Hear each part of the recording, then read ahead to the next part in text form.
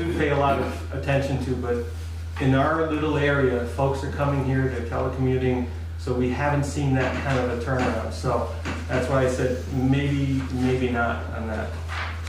On slide 5, I mentioned that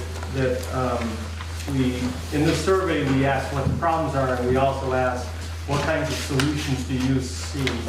And the things that they were highlighting were programs to assist with the improvement of existing housing, and things in that area, you know, are programs specifically that the state runs, other things in terms of infrastructure improvements, allowing ADUs, changing zoning,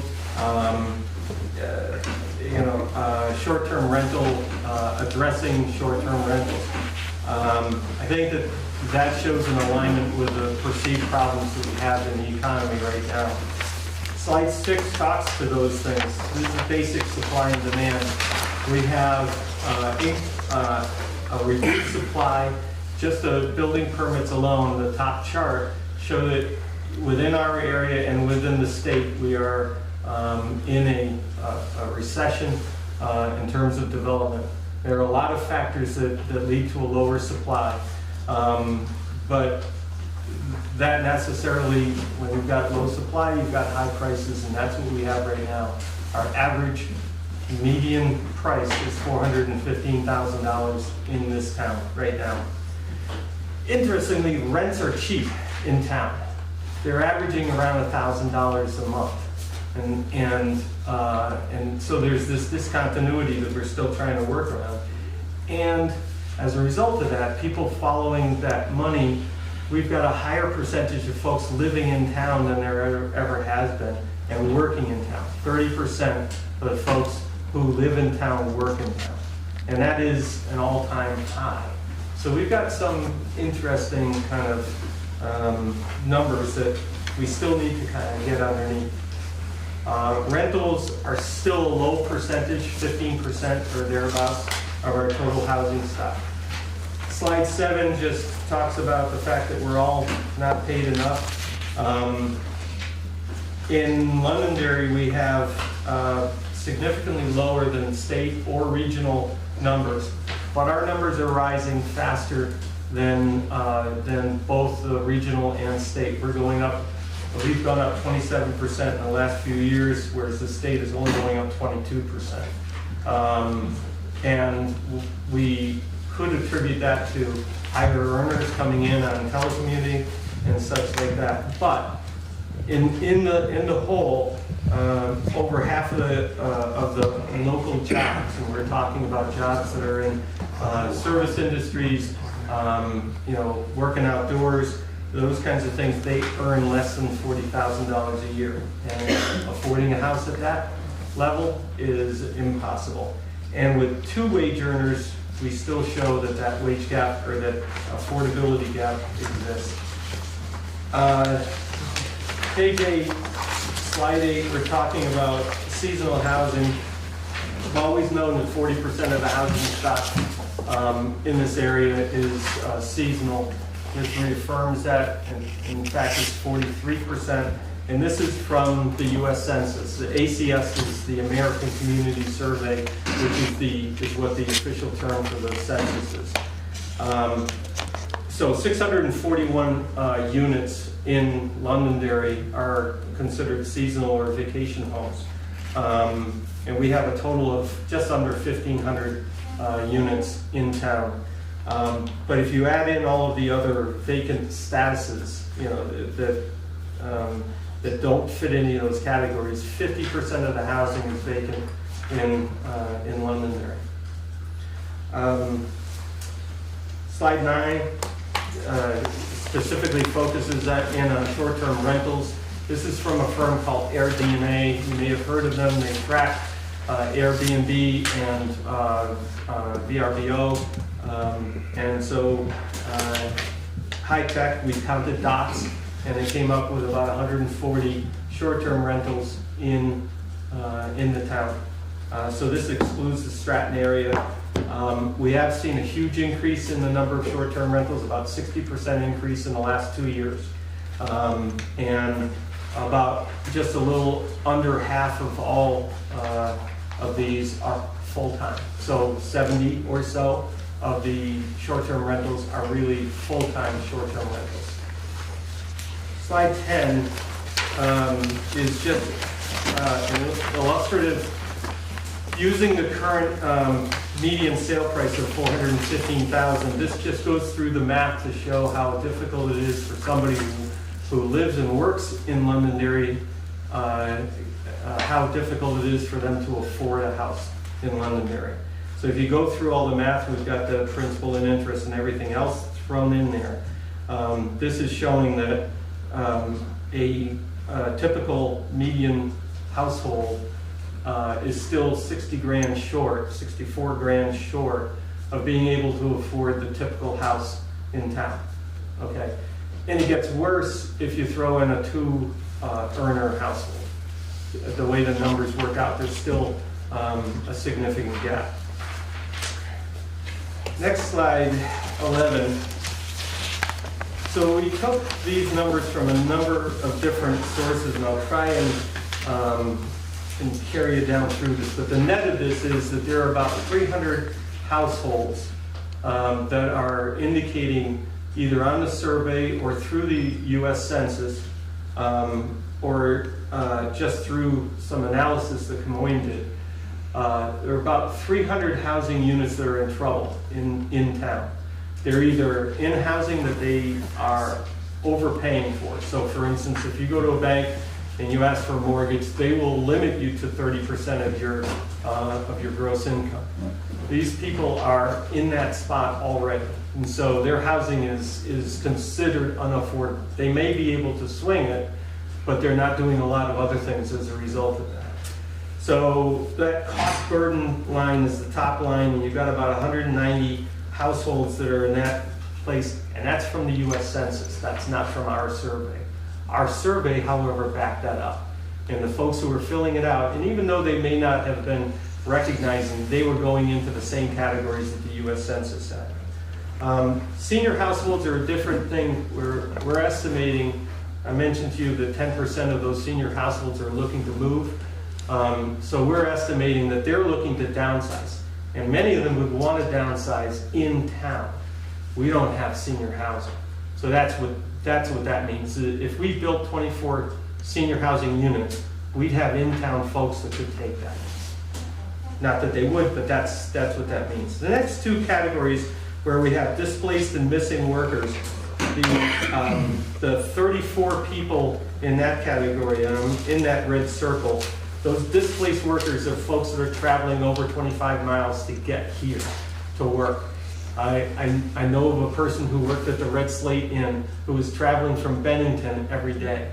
She just quit. She got a job in Bennington. That's what we're kind of dealing with, right? And then the missing workers is a firm called Lightcast that does a comparison of job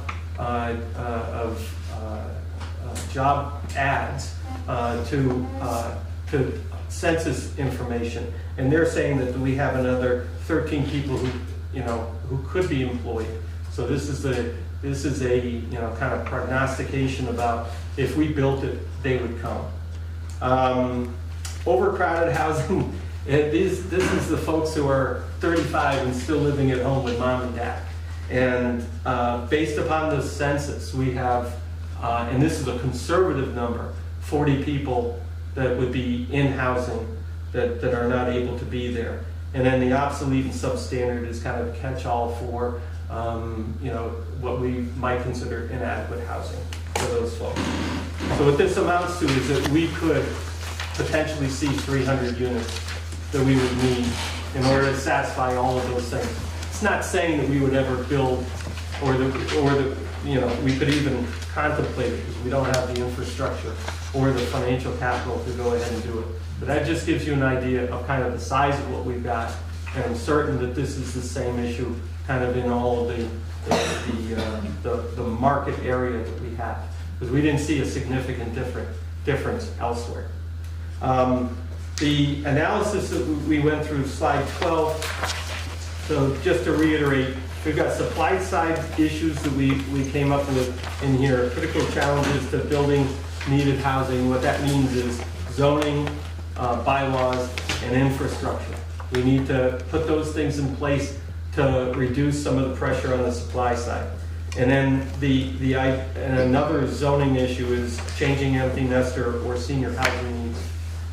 Essentially increasing density, because as folks age out, they're not necessarily looking to do the lawn anymore. On the demand side, we talk about price increases. This is a natural economic reaction to things. This also an economic item is short-term rentals, where capital is flooding in, and folks are looking at different ways of making their purchases more affordable, and that's where short-term rentals come in. Without any reasonable regulations or addressing it in some way, it's just going to continue. And that is not necessarily a fast process. You have an economic process, and it usually takes years for that to happen. But what we're saying is that all of these impacts, as they flow down, is without addressing these things, without changing zoning, without putting in wastewater, without addressing short-term rentals, without public education, eventually you'll see just the slide kind of continue.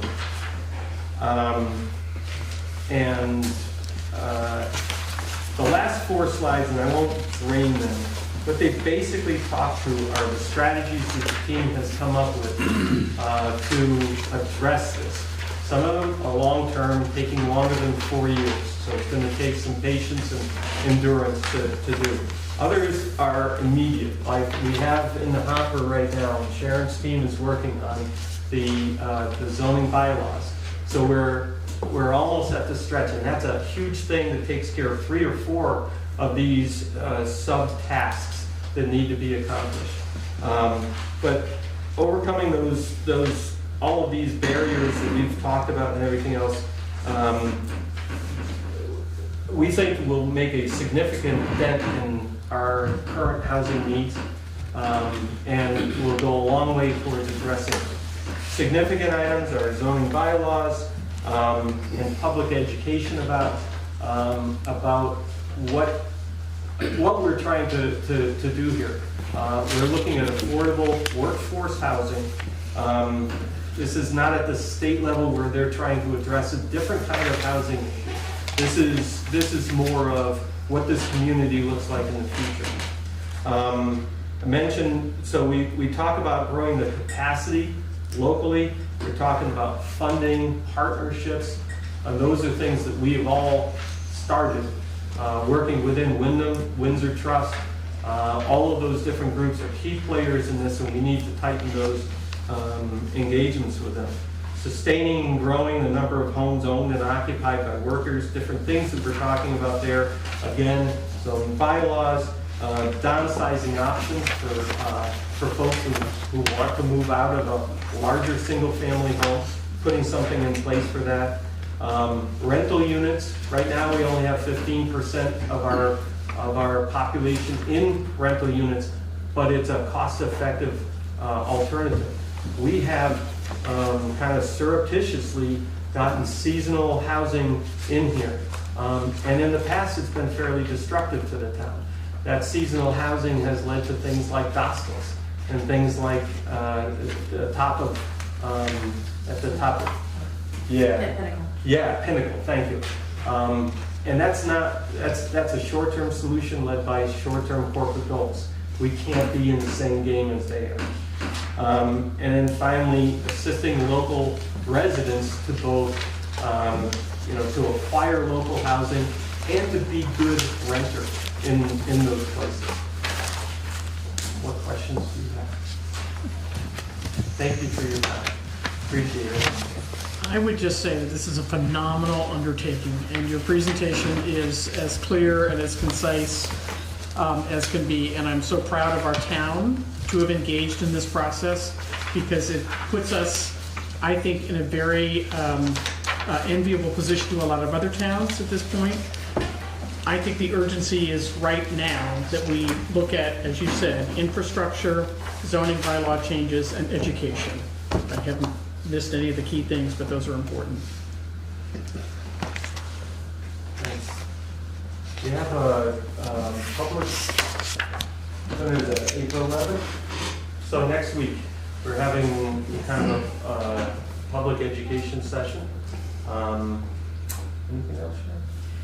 I just want to say that the people who helped with the study, who designed it, got us through it, just did an amazing job. The committee team was amazing as well, and I think it's, you know, it isn't an accident that all of these other projects are coming to fruition as well, and it's a heavy lift for a lot of people, but there was, you know, sort of a long-range planning intention that sort of spawned this, and I'm really happy to see things like a completed study for housing at this time, because we haven't already totally set the bylaws. We're still in a position to make changes with new information coming in. So, I don't know, you know, enjoy, you know, the results of all of these things together much sooner than we thought. I had recommended a motion for the board to consider, but in speaking with Paul, there are some final finishing touches that need to be made, and Right. the committee itself needs to put its rubber stamp on that. So at this point, I don't know if the board needs to make any No. decisions, but maybe at the next meeting, have an opportunity to accept it and give proper thanks to the committee. And just so anybody who watches the video knows what time the meeting is next week. 5:30 to 7 o'clock at Neighborhood Connections. And you can also attend by Zoom, which you can take a picture of this if you want, or go on the website. What day is it? Tuesday, April 11th. Thank you. Come on, it'll be Yeah, Yeah. they'll be there, yeah. Can I ask one other question? I listened to a great program on Brave Little State, and they had a nice deep dive into the whole issue of short-term rentals.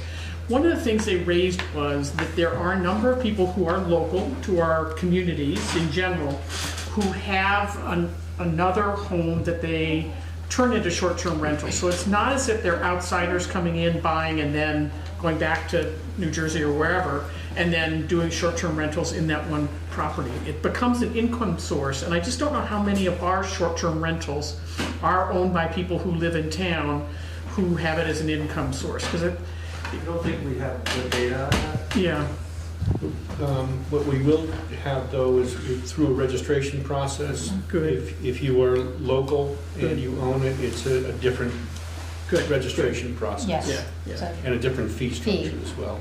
great. So we're not trying to prevent people Right, from, right, earning a living, but we're just trying to not have these giant homes that are being scooped up strictly to have an outside revenue stream, Right. and they are not living here in town, right. is the idea. My issue with this is all this housing need is from all these people that have moved and bought these houses. I think they should bear more of the burden of what all their purchases have created. Whether it be increasing their out-of-state tax burden or something. I mean, it's putting all this on us when we didn't create it. It's sort of like communities that decide to have a very strict speed limit law, and they hire a policeman, and that policeman's funded by the tickets he issues. So why not think about a tax for short-term rentals by out-of-staters that allows us to enforce? I think we need to I mean, reach that's a these wild people idea. I didn't really think about it, but yeah. somehow above what they're contributing. Well, the only already. thing wrong with that analogy is that the police this officer gives out tickets to everybody, and most of those people live in town. Probably so. And over time, they won't be giving, because everybody will be maintaining the speed. Right. Yeah. Sorry for the analogy, but No, yeah, but- but but also it's an the- interesting point, Jim. The voters did just approve the 1% local option tax for rooms, and that money can go toward the enforcement. Plus, we'll have, if the ordinance is passed, it includes provisions for providing fees, and those fees would go toward enforcement. Which does hit those folks who are doing the short-term rentals, who don't live here, but it also hits the people that are using their homes here as short-term rentals. So it's, yes, we're gaining some income where we can hopefully start to put some things in place and. I think if you'd have to mail your information to New Jersey, it should cost them more. Well, I think that's an interesting Sorry, discussion. Pick one you don't like, I don't care. I think it's an interesting discussion, for sure. And I don't know what the answer might be, but I understand what you're thinking.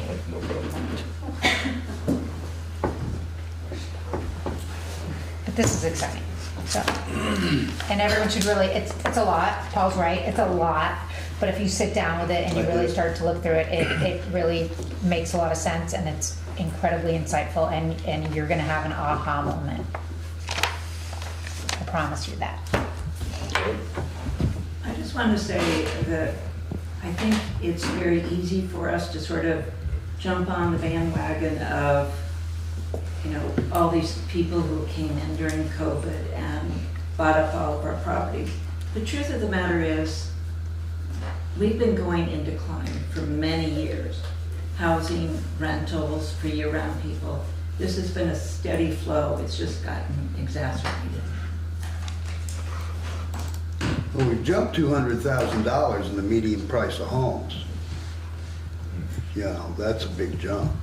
Yes, indeed. And the pricing, I was talking about the inventory. Have you ever seen the inventory as low as it is now? No. I've never We bought everything inside. had no listings. I usually have 10 or Yeah. 20. Are you finding though, Nancy, that the listings that you do have, you're holding on to longer now? Or are they going, I heard that, something would go on the market and there would be 100 or that's exaggerating, Yeah. 30 offers, and then they'd have to stop taking offers because it was insane and the house would be gone in a day or two. Are you holding on to them longer? Some of the properties are definitely on the market longer. They're still getting purchased, whether it's 10 days or 30 days or 55 days. But if you get a nice property, especially if it's under 500,000, you set it up so that you get all your showings to happen at once, and you set deadlines, and they come in. It might not be the 30 offers that it was a year and a half ago, but it may well be 10.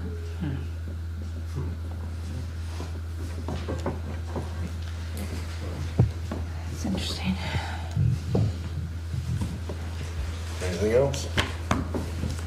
You mentioned in here also about giving a tax break to people that would rent to local workers. So there are a number of different, out west predominantly, in ski towns, they have done a number of different incentive programs, deed restrictions, tax breaks and such. And they are outlined in the full report. There are a lot of different solutions to it. I'm not certain that, for instance, that tax rate is any better than some of the other deed restriction programs. I think that the higher order things that we listed here as being the highest priority items are more within our control and less costly, wastewater is not less costly, but it's something that needs to be done. Well, I just don't feel good about giving a tax break for this. It will take cleaning people, for an example, because they're the largest group you have, that guys getting a break to rent a house to somebody so that they can go clean a house that nobody lives in. Mm-hmm. And it doesn't make a lot of sense. Mm-hmm. Mm-hmm. I agree. Not that you didn't do a wonderful job on this, you did. I went through it quite thoroughly. Jim, you should come to the meeting on Monday because the folks that'll be there presenting, I think that they can possibly answer some questions that you're digging in a little bit deeply on. And I think we could all gain from that. Tuesday, yeah. Tuesday. Yeah, Monday's hopefully Give your it parents' Monday and meeting. wait. It's Tuesday. Tuesday the 11th, 5:30. Alright. See no other questions, we'll move on. Move on to 7B, Parks Board, review bids and award contract for Figure Park basketball court resurfacing.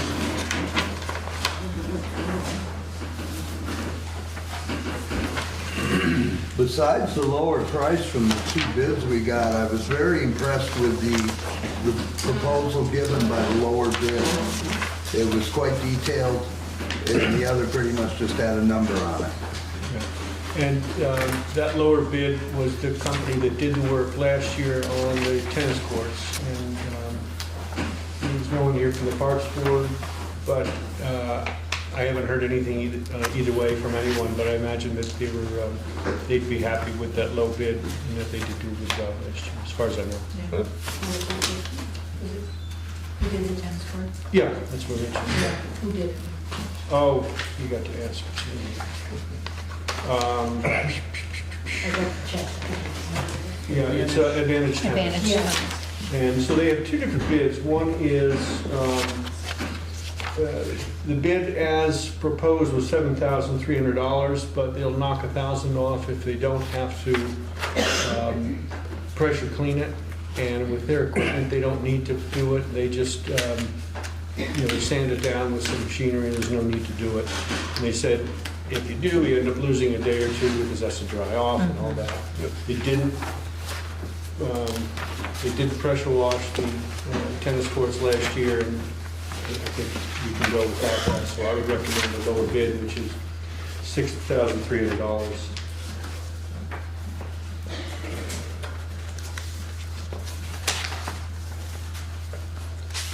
From the emails I was copying on the Parks Board, seemed to be all right with that. Yeah. Yeah.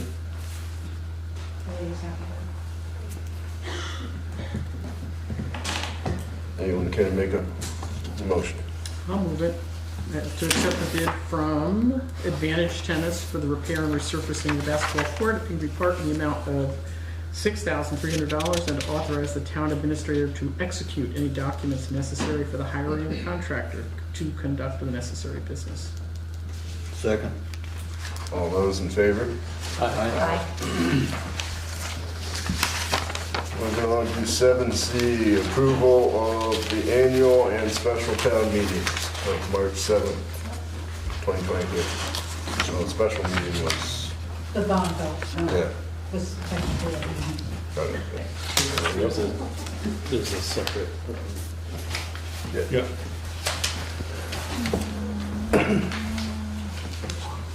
We can do them together. Yeah, it's a single motion. I move to approve the minutes of both the annual and special town meetings of March 7, 2023. Second. All those in favor?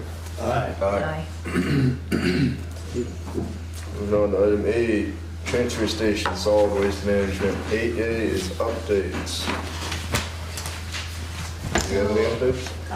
I wanted everybody to know that the Londonderry Solid Waste Group received a solid waste implementation grant of $6,659.50 that will go towards the 2 household hazardous waste events that we run. When are those events, Esther? They are June 3rd and October 7th. I try to keep them every year for the first Saturday in June and the first Saturday in October. Thank you. I had someone ask me today. I have no updates myself. We'll move on to 8B, discuss solid waste legislation. So there are some things happening, and I'm going to have to read from my notes because this is not my area of expertise.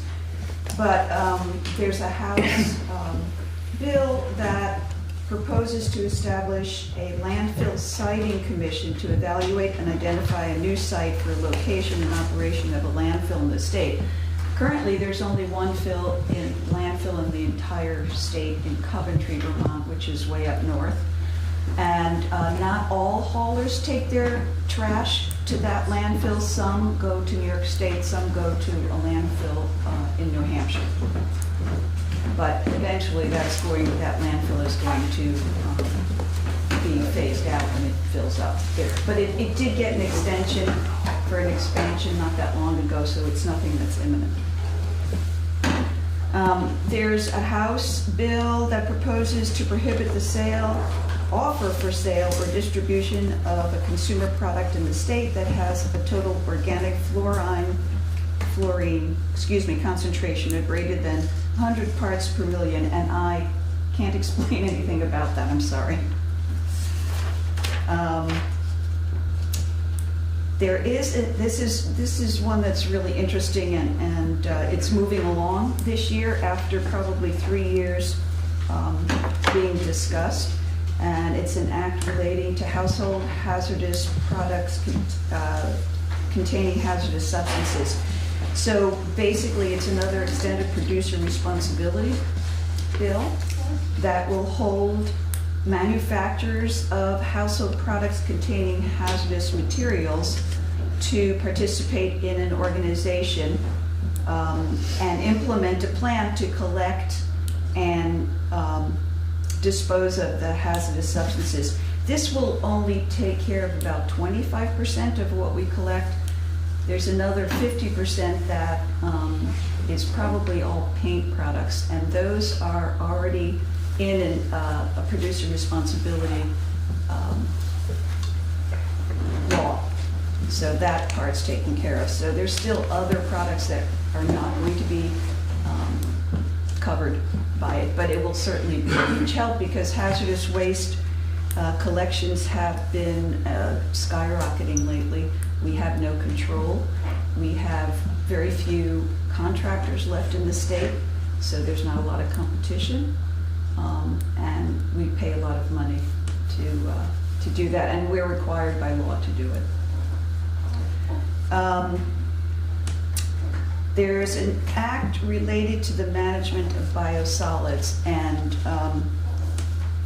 the act requires the Secretary of Natural Resources to manage all biosolids and domestic septage generated or imported into the state as Class B biosolids, and I'll tell you what the difference is in a minute.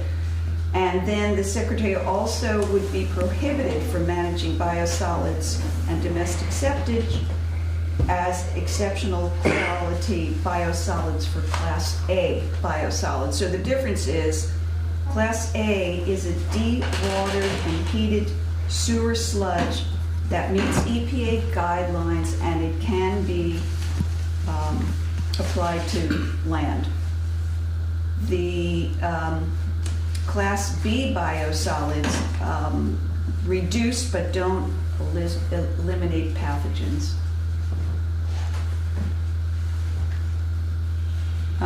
There's also another act in the House that's an expansion of the current bottle bill.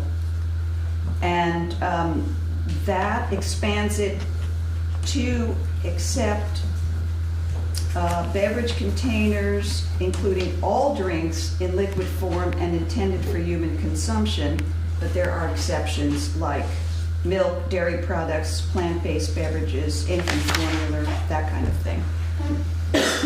That passed the House on March 29th. And finally, in both the House and Senate, there's a bill related to PFAS. So I'm sure you've heard a lot about those.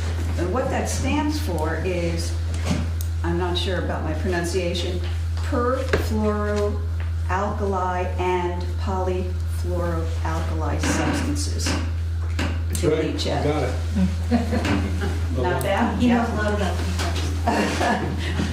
And the bill wants to create a study committee to evaluate the impacts of PFAS in leachate. on natural resources from landfills in the state. And that's what's going on.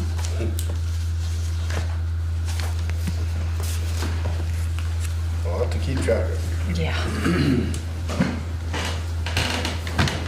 Alright, we'll move on to item 9, roads and bridges. 9A is updates. Want me to go? Go for it, yeah. Fair amount. For the month of March, we got salt totals is 180 ton, sand is 659 yards. Fuel, we have 25 gallons to the generator, 140 gallons to the transfer station, and 2,044 gallons in the equipment.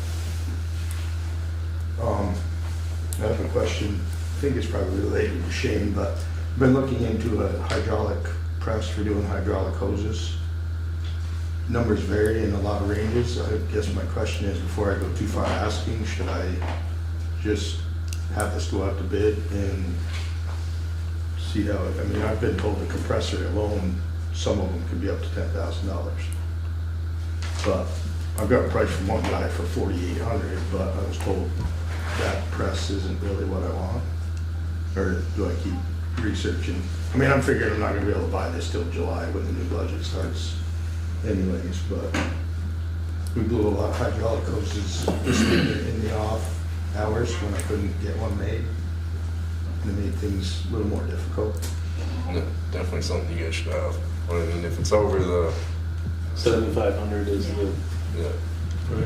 So you got I to mean, go you could to- just get 3 prices, Get through prices, see where they turn up and go from there. And then technically, you probably could take it out of the equipment fund Yeah. if you wanted to. Okay. I'm gonna just figure out exactly what it is you need, what the specs would actually, what Yeah. they need to be. Well, I don't know a lot about it, so I'm just kind of doing my research right now, trying to, So if you throw something out on, Vermont local roads, see whether people have purchased. no. Yeah. Well, that's kind of what I get up is a few towns around here invested in them, so it's, I mean, it seems to make sense, like I said, when the, you know, if there's a hose we can't make, then you can go up to your local store and get them to make it, but the next time you're ordering fittings, order the fitting, you know, that you need for the future. I mean, right now, we've been making 2 hoses when we blow one, so we've got an extra one on the shelf, because they're all pretty similar amongst the trucks anyways. So, okay, we'll keep digging and see Yep. where it gets me. Anything else on the updates or is it all on the list? yeah, there's a lot on the agenda already, but I was just gonna mention, and maybe just a quick recap of where we're at with salt. We talked about it the other day, that we're gonna be short again, and we're not really done salting necessarily, but I mean, we're over 20,000. And the shed's probably at about the same state it was last year at this time. right, so, So, I I mean, mean, we use salt every year, so it probably doesn't hurt to have some in storage, but it's gonna be on one year or the other. I guess speaking of storage, I know Taylor and I talked about the back wall being open, lets a lot of moisture in, the salt goes through. Maybe we can talk about boarding that up and then repairing the shed down here. We stored the excavator in there, but the, I don't know what you call it, it's all pushed in, one of the pieces of tin's missing. Maybe putting that out for Yep. repairs. I mean, our salt crusted over on that back wall, 6 to 8 inches thick, and that's, you know, the money we're paying for it. I did send an email listing those things, so if it The comes one up. thing is, we will have all seasons construction here, working on this building. Maybe while they have some time, they can take a look over here. It'd be right up their line. The old salt shed is a relatively minor repair. Yeah. And For roof motion. right off the top of my head, I can't think of who built the new salt shed. Do we? All seasons. Yeah, all season. It was, yes. right? Okay, Yeah. I thought maybe, Yes. but I wasn't 100% sure. Right. It would make sense to have the same contractor look at that too, Mhm. because if the construction of that wall could be done in the same manner with the same or similar materials. I mean, it doesn't have to be the same people really, but they would have a pretty good understanding. It's the same one, the same. Yeah. And I think it makes sense because as Josh started to say, that the weather comes in that side and it basically wastes the product. Not all of it, but there's some that becomes unusable because of it. And since we shifted from having it be only salt shed as opposed to salt and sand, we don't need the other opening, really. It's barricaded anyway, so just this would be an effort to keep the weather out. We're already not using the opening, so it's not really a change, it's just an improvement.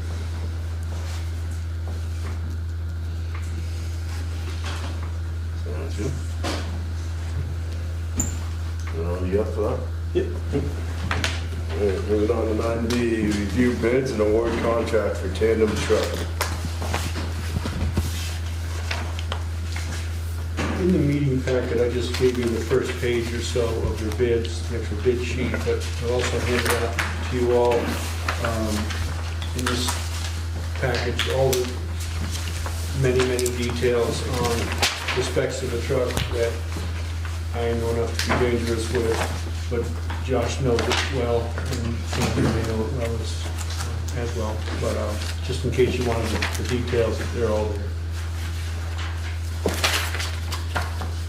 Yeah, Josh and I have spoken about this as well, and I think there are a lot of details in here that probably are not necessarily a big part of the decision making, at this level, but I think with Josh's recommendation and request for a specific type of truck, it's easier to see what we don't want, as and it shows you more clearly the truck that works best for us. Just to let you know, the bid tabulation is on page 30 of 92. So, I'll let Josh talk about it as well, but I think that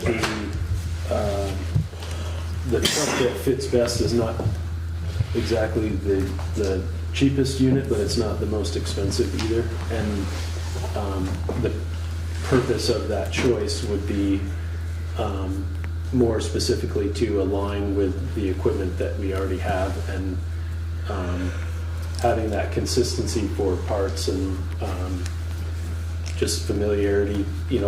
One driver can jump in another truck and it's the same truck, and one thing breaks down and you have one on the shelf that fits all three trucks, or three of the main trucks. I think it makes a lot of sense to go along those, to move towards that consistency. And as a truck driver, Josh knows the I've done questions with a lot of people around that have this stuff, which is the best, or their opinions on it, and which ways to go in the specs. My one thing was a Cummins H15 or X15, and all the other trucks don't have that other than the one. And that's, to me, is a big deal. That's what seems to be the engine of choice amongst everyone. We have two down there now that seem to be working well. Were these like with ATG and Fairfield, were they able to Yeah. supply a Cummins? Yeah, Craig said. They just chose not to. I guess, yeah. I didn't question him on it, I guess. But it was in the spec that I wanted the Cummins, the 15. Just knowing what it was, how it performs, the torque, the horsepower, the range. Like I said, we have one truck right now that I think is remarkable for what we're using it for. It does well. It's not a speed demon, but it's got the powers to make it up Memorial Park driving around the corner, which I've had troubles in the past. So something like that is important. It's one of those details that could be easily overlooked by somebody not well versed in it, but the gear ratios that, you know, a truck might sail down the highway smoothly, but it doesn't have, it's not set up properly to go slowly, you know, with the right amount of power over and, you know, pushing snow over a steep hill or something. So I think that the specifications that Josh asked for meet our specific needs, and a few of these trucks don't. Go ahead, Jim. I was just wondering why the most expensive truck is a year older than the rest. It's a 288 for the 73, Oh. for the 23, and all the rest are 24s, and they're 30 grand The less. 288 price tag one was HB Fairfield. There's no trade-in value on that. There's no trade-in on it, and I believe the truck being a year older is because it was built, they had the truck in the yard. He bought, from what I understand, 6 international trucks, and HB Fairfield was putting bodies and plows on them to sell as a completed truck.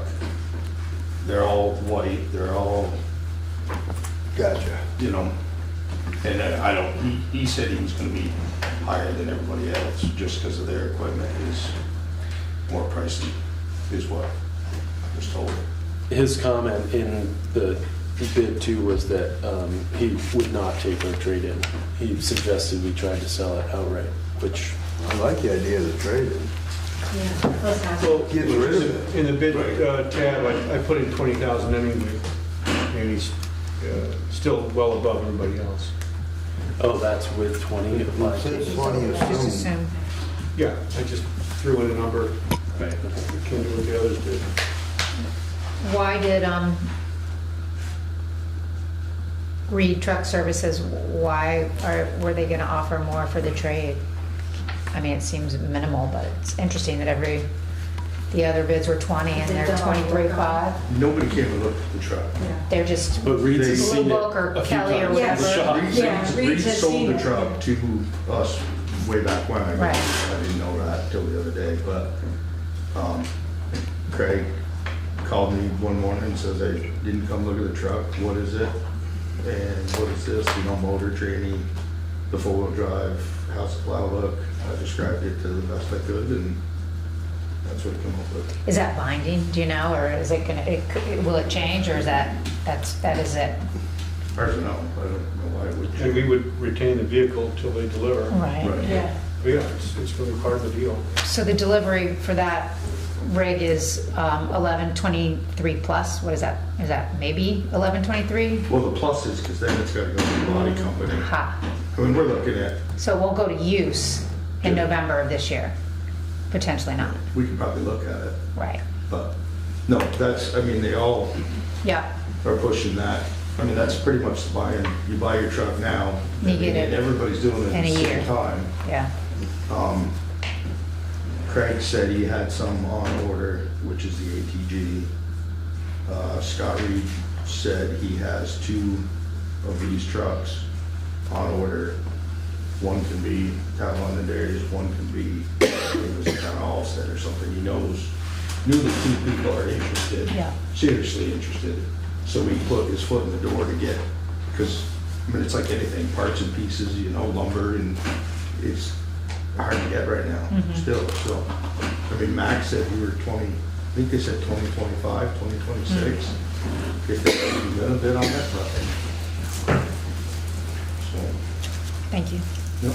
Of the 3 trucks that are like within 10 grand of each other, there's 3 different brands. Do you have a preference in which kind of brand of truck you would like? You got the HX International from Reed's. International. Number Okay, 4 is gotcha. This is the one that I recommend. We have a 2020, the same thing. That's the one I drive, and it, like I said, it performs well. Sounds good. It's a newer version of the same truck that's in the It should garage. be. So. I don't know of any change. It'll be the same motor, same tranny. The Viking stuff, I believe, is all the same with all the trucks, which is based off, other than the HB Fairfield, but the other 3 is based off of that truck we have. So every tandem truck we have, when we put it in the dooryard, body, plow, wing, is all interchangeable parts. you know, the bed chain that runs your sander.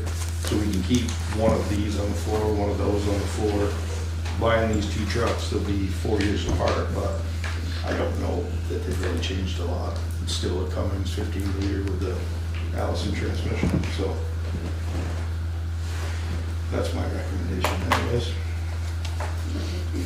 I mean, I can go almost word for word, page for page if we want, but I don't know. It's all Greek to me. I mean, I think the recommendation makes sense from a lot of different perspectives. One, you know, the familiarity, the interchangeable parts. I mean, we have a good track record with. Reed's service has been, and I've known them since 2013, 14, with other vehicles. And you call them, they're usually spot on, and, you know, it might take a minute to get a part, but, you know, they have the tow service, they have, you know, they came fix the Mack that night when it blew the tires out on the side of the road. So.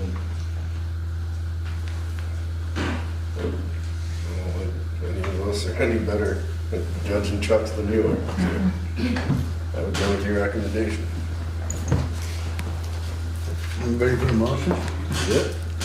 I move to accept the bid from Reed's Truck Services Incorporated for a new highway department tandem truck and body with specified equipment in the amount, drum roll, $227,950, and to authorize the town administrator to execute all necessary documents to secure the vehicle and equipment with financing to be determined by the board at a later date. Second. All those in favor? Aye. Moving on to 9C, approve contract for garage door maintenance at town garage.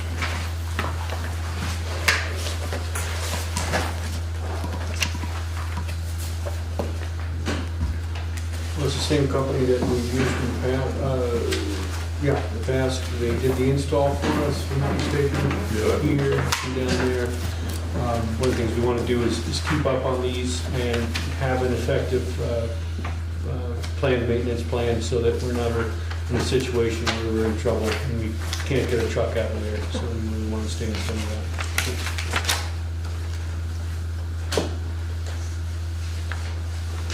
Makes sense to me.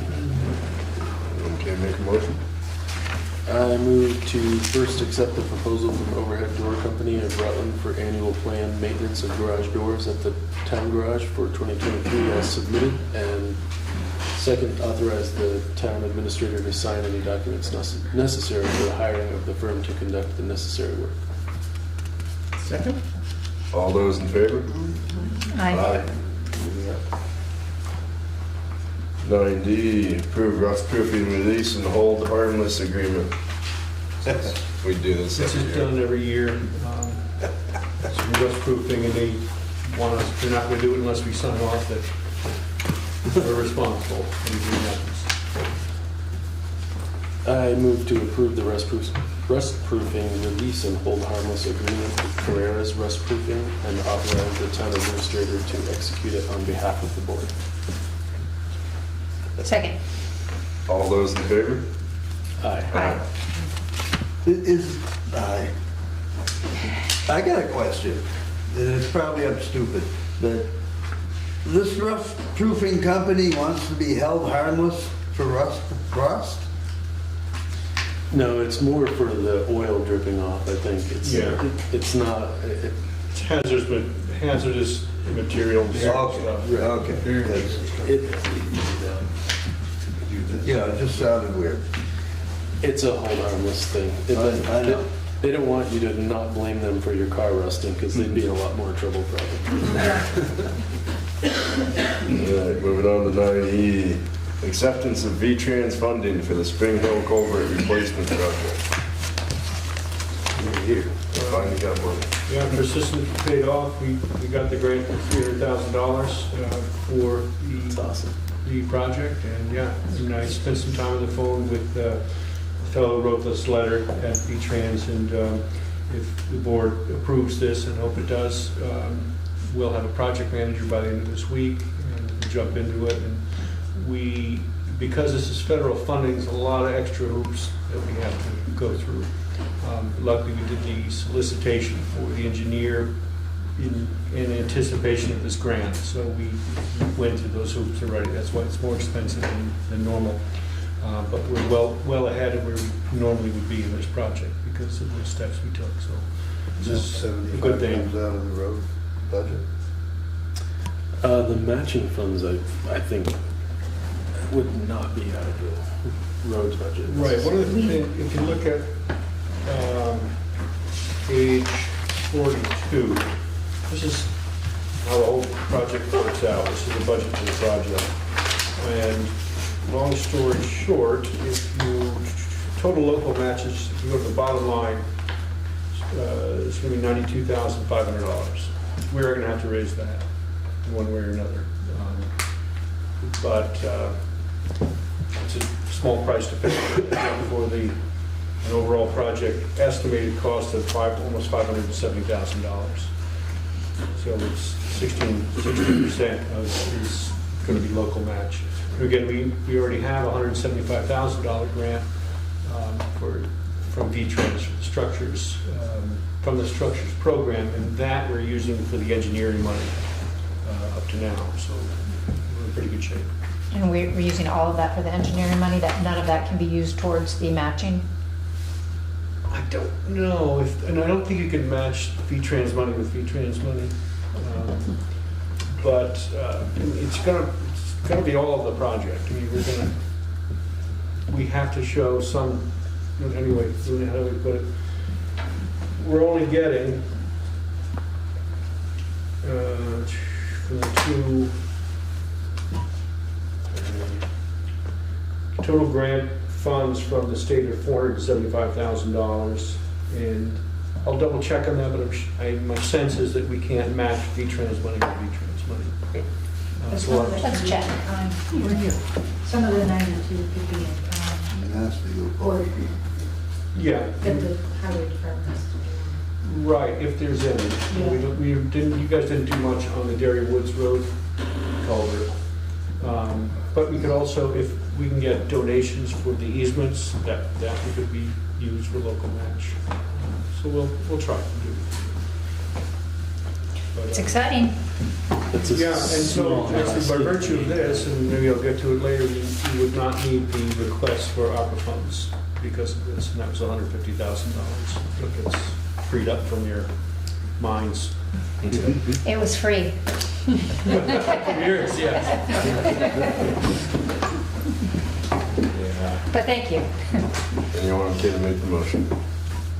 I move to, one, accept funding in the amount of $300,000 from the Vermont Agency of Transportation through the SVY 2023 Transportation Alternatives Program for the Spring Hill Road Culvert Replacement Project, which shall require $75,000 of local matching funds. Appoint Town Administrator Shane O'Keefe as the employee in responsible charge of the project, and authorize the Town Administrator to execute the V-Trans Municipal Assistance Bureau Grant Recipient Project Commitment Forms and any other documents necessary for grant acceptance and administration, including a grant agreement with the state of Vermont. Second. All those in favor? Aye. That was a big one. 9F, annual town highway financial plan certification. Another thing you do for every year. You wanna do that? This is done every year. We're required to do it, in fact, in order to participate in these types of grants. And if you look at your page 44, those numbers are derived by V-Trans, and they're shown on page 46 on how to get to them. A lot of it has to do with if we have an emergency. Once we eclipse a certain number, then we can seek state reimbursement for any repair funds. So it's just what we do every year. It's required. But just for clarification, the numbers on 46 come from our budget. Correct. Yes.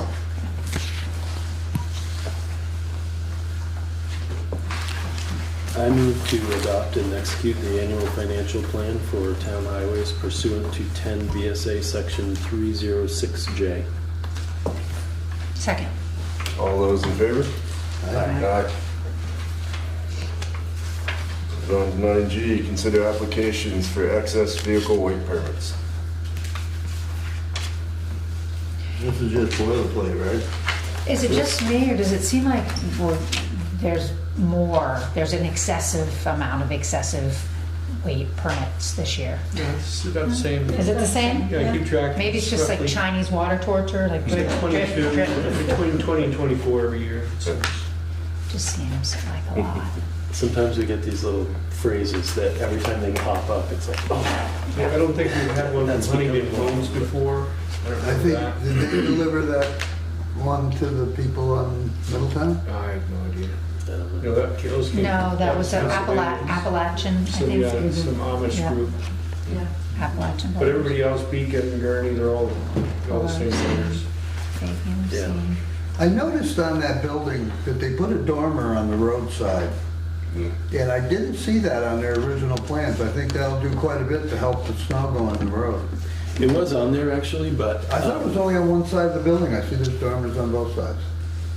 Oh, I didn't see the backside, so I don't know. I'm glad it's there. Yeah, I agree. It's actually kind of nice looking building. Anyone can make a motion? I move to approve the excess weight permits for Huntington Homes Incorporated, Beacon Sales Acquisition, Gurney Brothers Construction Incorporated, Fuller Sand and Gravel Incorporated, Fabian Earth Moving Incorporated, Camp Precast Concrete Products Incorporated, and Hunter Excavating, Hunter Transport, and Hunter Timber Harvesting, and authorize the town administrator to execute the permits on behalf of the town. Second. All those in favor? Aye. 9H, ratify 3/20/2023 decision on applications for excess vehicle weight permits. This just has to be ratified because it was added to the agenda. I move to ratify the board's March 20th, 2023 decision to approve the excess weight permits for RK Miles Incorporated, St. Pierre Incorporated, Cardinal Logistics Management Corporation, and Consolidated Communications Incorporated, and authorize the town administrator to execute the permits on behalf of the town. Second. All those in favor? Aye. No, no, item 10, old business, 10A, discussion of use of funds from the American Rescue Plan Act.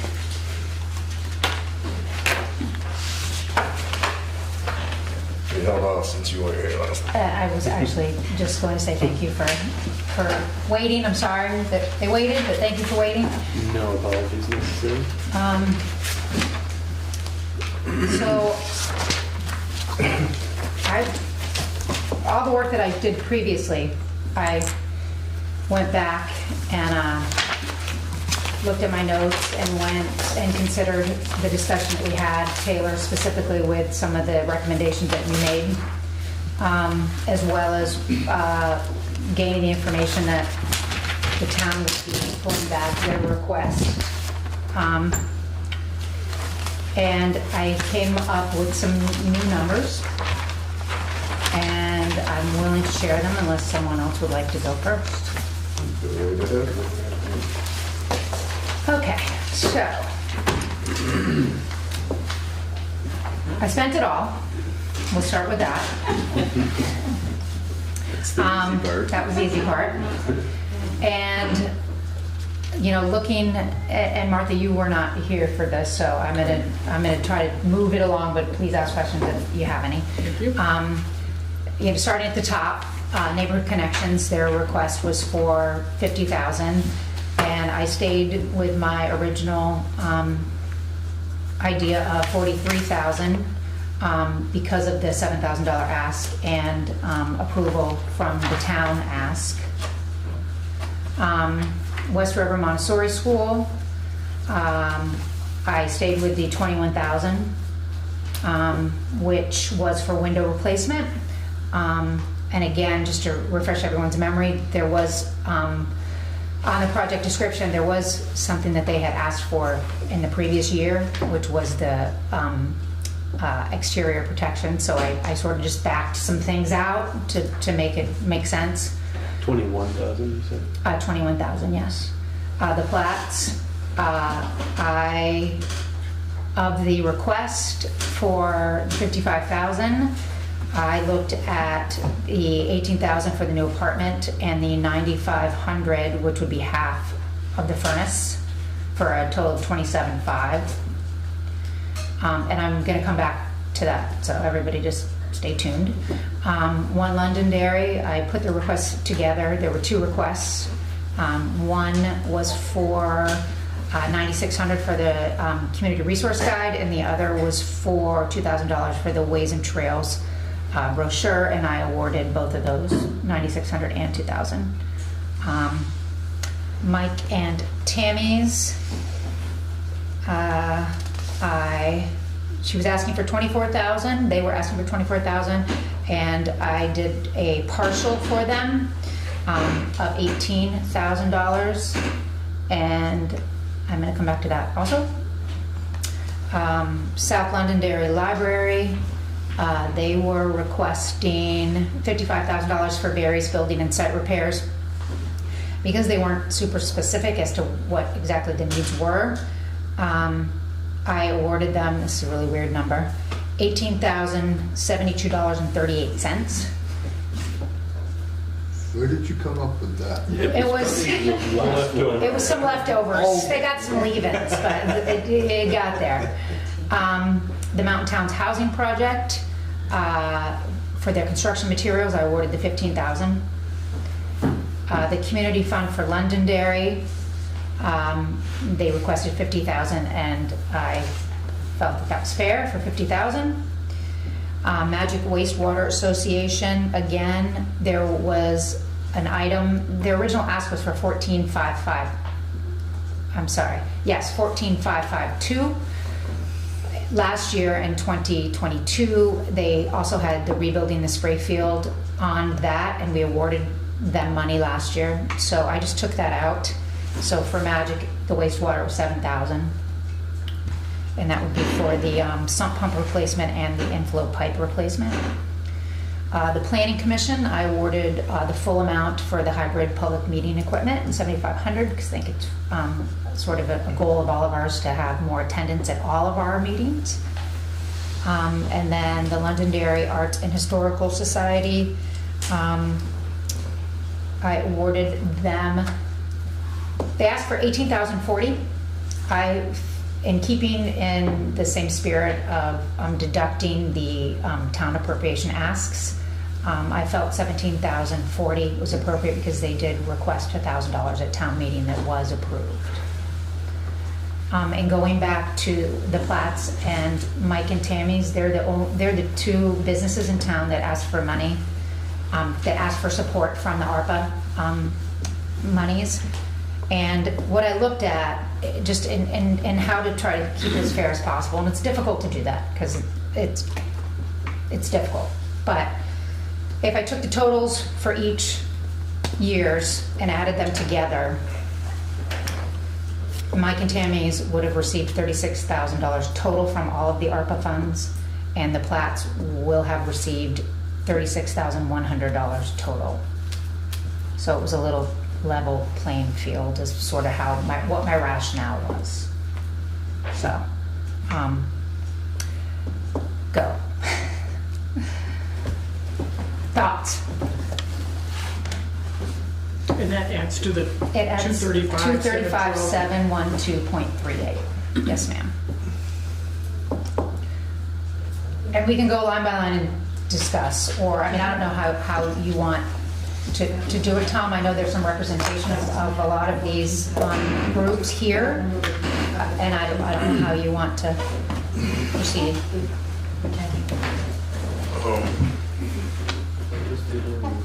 I didn't really rewrite the numbers necessarily, just maybe trying to keep an open mind, obviously, but just to kind of maybe just describe the model in general without getting into the numbers of it. The only thing in, as we called it before, like the different models or different approaches, the only difference in the one that I had described was obviously there's more ask, considerably more ask than there are funds. So my vision was trying to give money that benefited the most people. Mhm. So in doing that, the numbers were higher in some of the more public line items, and lower in, ones where it's more individual. So, like I say, without really changing the numbers, the difference would be on the, the requests for pretty much the two that were privately, more privately requested, even though they're. I have yours written down, but Martha wasn't here for it. Do you want to go through yours again? May I ask you a quick question? Is your amount, you've already taken into account the 14,000? I took it, I deducted, I didn't Okay, even, so it's I didn't even, it wasn't even in play. Great, thank you. I just It's already wanted to spent, sure yeah. that we weren't spending more money. No.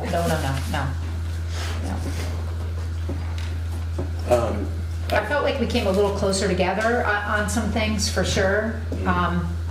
And I'm Yeah. certainly willing to talk about it a little bit more.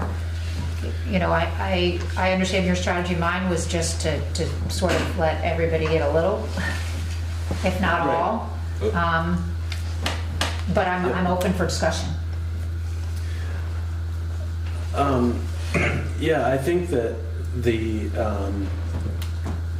the idea, in the numbers that I had written down previously, I had said the full amount for neighborhood connections. I didn't give any consideration to the other asks, so that's up to every, I don't feel strongly either way. But in the model that we had discussed previously, it was 50,000 for neighborhood connections, 50,000 for West River Montessori, 9,600 for one Londonderry, 50,000 for the library, 15,000 for Mountain Towns. The housing project? Yeah, I abbreviated it and it doesn't make sense, but I think that's right. Yeah, 15,000 for that. 33,572 was the community fund for Londonderry. That was sort of the one that had the change on it at the end. Reduced because of it just being out of money, so to speak. 2,000 for one Londonderry second ask for the Ways and Trails map. 7,500 for the Planning Commission, and 18,040 for the Arts and Historical Society.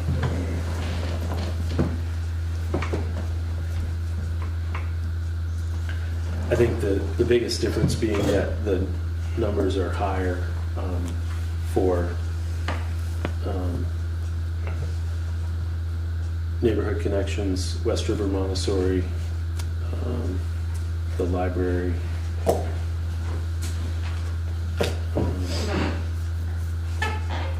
some of our local nonprofits, I guess, specifically.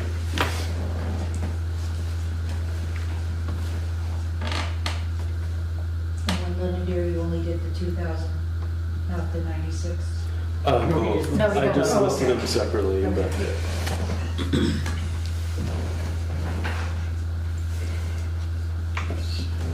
and I think it's 38 cents short of adding up, but Yeah. Any thoughts, Jim?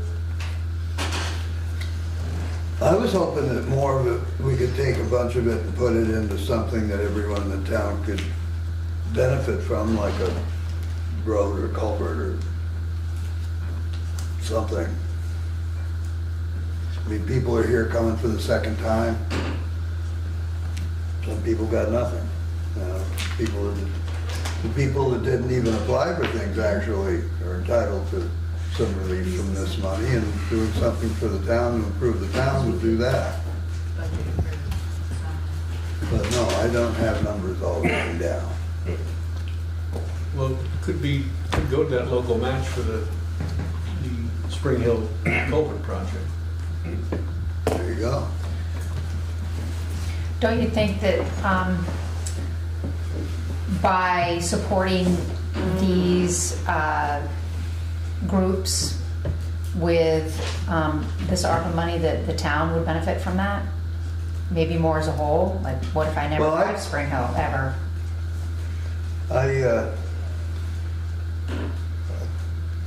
I have cloudy feelings on the Montessori school, and I'm just going to abstain from anything on it. I don't feel good about it. That's a personal thing, it has nothing to do with anything.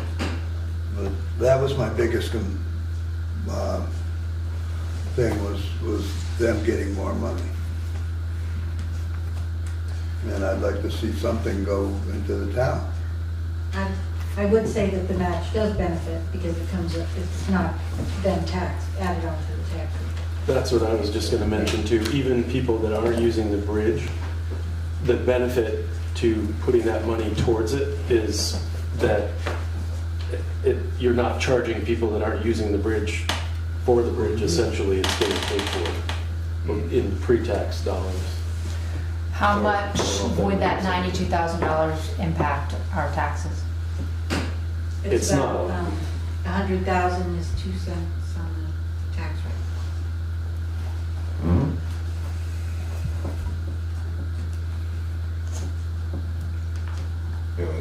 Anything to weigh in on here, Wes? Well, I'm sort of in Melissa's camp in that this is money that doesn't come to our town very often, if any. This is the first time it's been there. And I think of things like infrastructure buildings of culverts and roads as a typical requirement of a town to have to fund.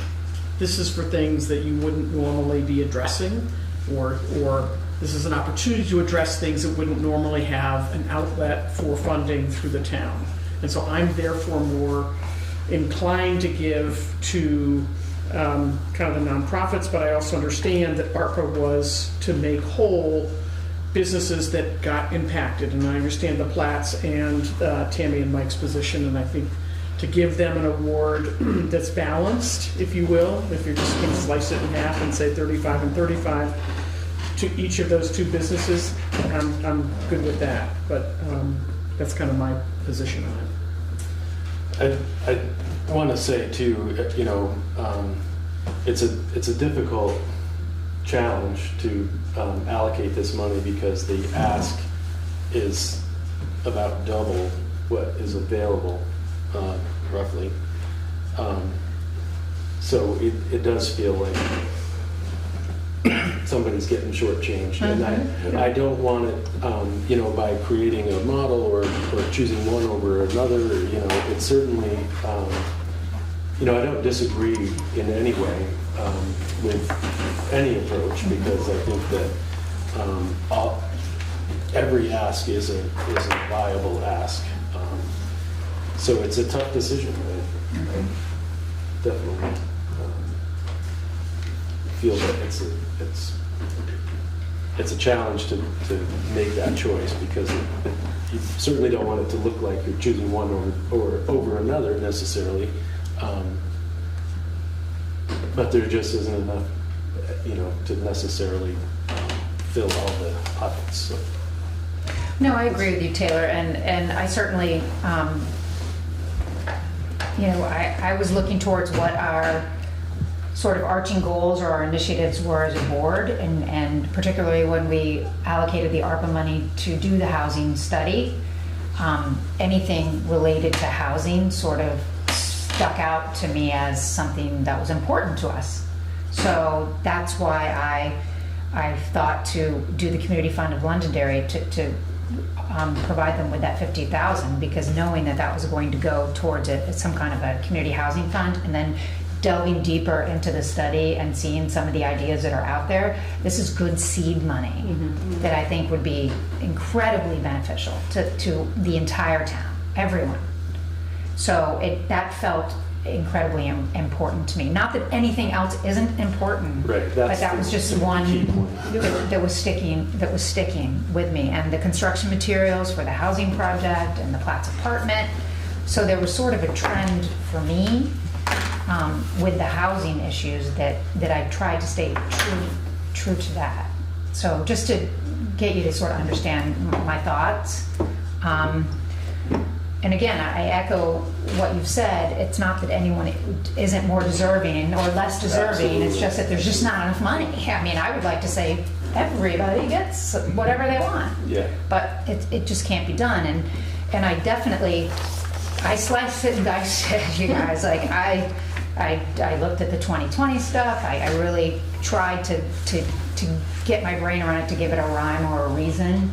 And that was the best that I came up with. It was incredibly beneficial to get the Spring Hill culvert, because then that nine-ness sort of, I let it go away. And the 92,500, we'll get that. We will get that somewhere. It doesn't. I don't feel that it has to come from the ARPA money. We'll figure it out.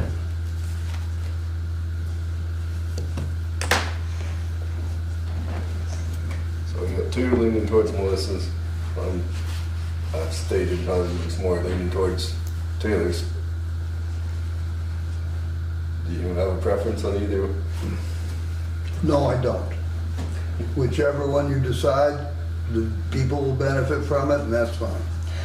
Well, but I'm not going to take my ball and go home. We can go into each category and talk it out and say more or less if everyone will feel better about that. I think that's probably going to be the way it has to go. I don't know. I mean, what's the alternative? Let's do it. Just taking a vote, or? Well, I mean, I don't think it's that simple. Well, that's, Just no, I say, agree. That's what you I'm know. saying. That's the alternative is just taking a vote. which Yeah, I'm let's sure we're quick. let's Let's go through it then. But should we first decide whether or not we want the 90,000 to come out of this, or do we want it to come out of the town budget somewhere? let's just start at the top and then see where the chips fall. With the neighborhood connections, Taylor had the 50, you had the 43 minus the 7 they got at town meeting. That was my thought. And then you were good with that, I'm good with either way there. right? Because you didn't take Yeah. out the 10. Right. I mean, I didn't account for that. Just it added up. So if we gain 7,000 there, then that's okay with me. I'm gonna try to do a tally in the spreadsheet here. So which one was that now? Number one was 43,000. 42? That works for me. So Montessori, Taylor at 50, Melissa at 21.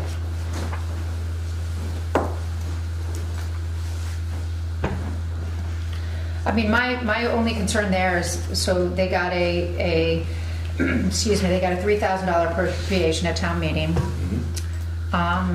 And they asked for $16,000 last year. And their total request was for 165, which was a lot. So I looked at insulation, window replacement, and thought, that's a start. It's $100,000. Or I'm sorry, I looked at the window replacement and Exterior protection. I don't know. I just, What'd you come up with for a number? The reason that I said 50 She was came up with I came up with 21,000. 21. I basically said 50 more specifically just because I capped everyone at 50, Right. essentially, just to be able to have it go a little bit further. I understand. And I mean, again, I think that it's an important service to our town, like everybody else. So it's still, less than a third of the ask, but I think there's definitely a need there. And I'm hung up on the fact that that's a huge proportion of probably their annual budget that they're looking to the town to cover. Now, granted, these are capital expenditures, but about 165,000, that's a lot of money for a small nonprofit. Well, and I'm not sure if I don't think they any of didn't us. ask any of the other towns, like, is anyone here from Montessori? I'm just not sure if they, I mean, they were encouraged to ask the other towns as well, so I don't know if they have asked the other towns and did receive any money. I can't speak to that. right, I don't know that we have that information. I don't think any of us were really thinking the full amount for them. No, but No. going from 50 to 21, Yeah. I would err on the side of a little bit less than 50. Just because I think, they're a nonprofit. I don't know what their fundraising arm is like. I don't know how successful they've been in the past. It would seem to me like they probably would just pick things from their list that they could afford Yeah. and just not Yeah. do the rest of Yeah, the work. sure. They probably just I mean, it's an won't get old done, building. so. I'm sure they're having trouble with it. Anyway. And they did get $55,000 in Yeah. 2022 Yeah, for the new roof yeah. Yeah. Which, and exterior protections. So, which is, you could see that work going on too, which was kind of Absolutely. exciting. Oh, yeah. So, Mhm. to- oh yeah. I mean, there's no question that childcare is an important component of a healthy town. Yes. Absolutely appreciate that. Of course. I mean, did you have another number besides 50? Well, halfway from 20 to 50 is 35. I don't know. I mean, that's halfway. That's just a statement. Put that on one of the spreadsheets. Bring it Put up it at to 35. 35? Let's see what that looks like to the bottom. Yeah. That's for Montessori. 35. 35,000. Yeah. For the plots, Taylor had nothing and you had the 18 and half of the furnace, which was 9,500. Yes, So their total was, 27.5. The 2-year total. No, their 2-year total was 36.1. 27,500. They were only awarded 8,600 last year. Yeah. Okay. So, say what about doing the 18,000 for the new apartment? And that 95 can go up into that 35.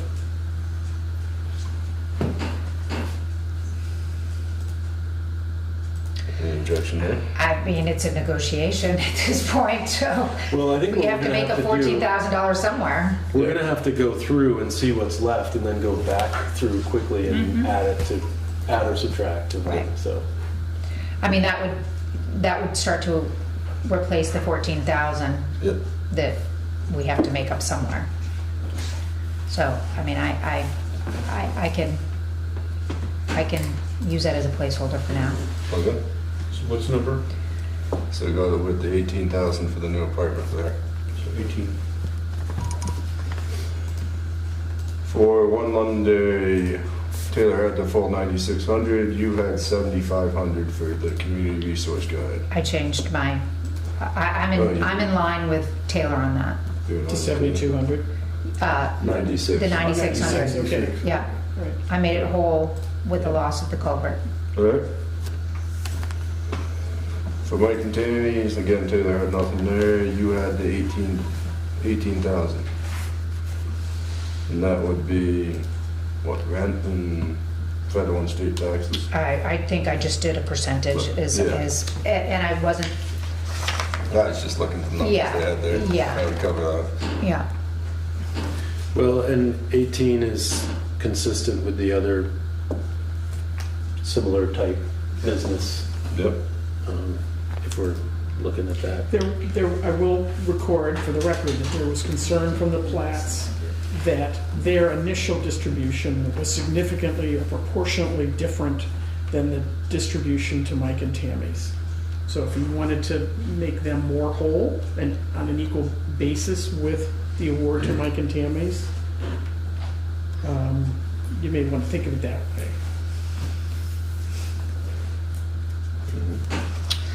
Yeah, I don't disagree with that, because I was pretty mindful to try to get those two numbers the same as Right. totals for the 2 years. Yeah. That's the So I would be open to a modification.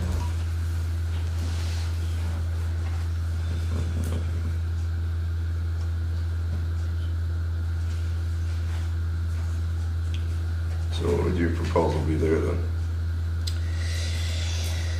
All this math.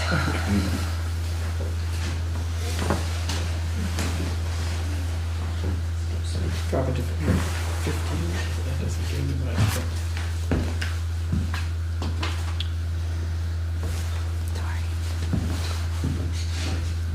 but 12. I would say 12, Let's do 12. right? Because that would be 18.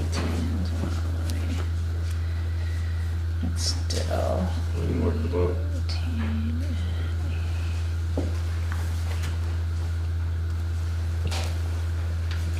That contains is 12,000. Yeah, this one. Let's put it there. South Londonderry Free Library. Can we go back? Sorry. Oh, where are we going?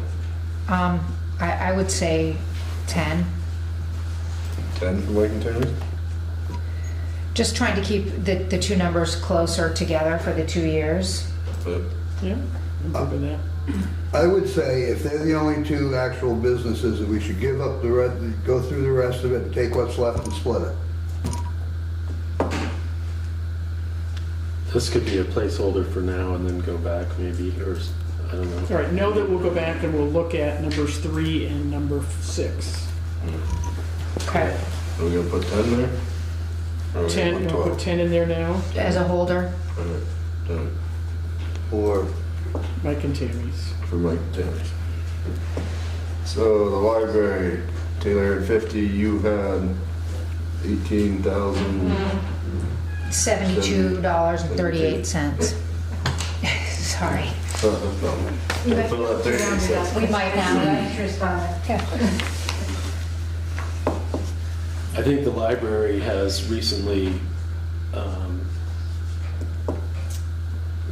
sort of revealed some financial needs for repairs, and I mean, the building is definitely in need of repairs. I think they could probably spend this entire budget on that building, honestly. So I think I felt like their ask was important for them. At 55? I limited it to 50, actually. That was my He was just thought was,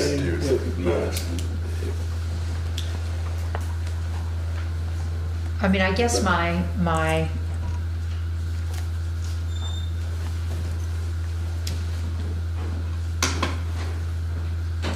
because I'm trying to just remain somewhat consistent, and I think that, if I can refresh everyone's memory, the Platts received what they received last year because they weren't as specific with what their needs were.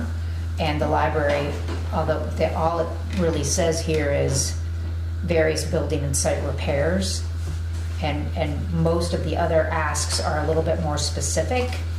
Last year, they asked for 10 and we gave them 15 because we had a little extra. So just something to think about.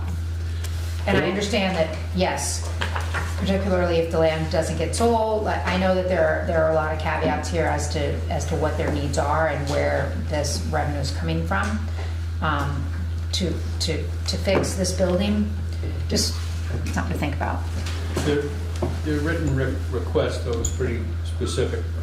I was going to say, Their needs in the building. It was, you just encapsulated it, made it smaller for the Yeah, well, they description. didn't price out each piece. They just said it's more than, both of these expenses amounted to over 55. I think it's foundation So there was repairs. there was no prices. Correct. Yeah.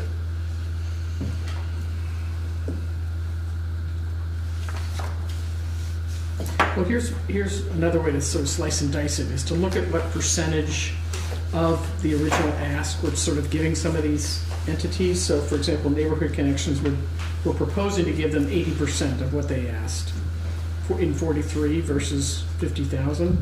So maybe we do the same math for the library.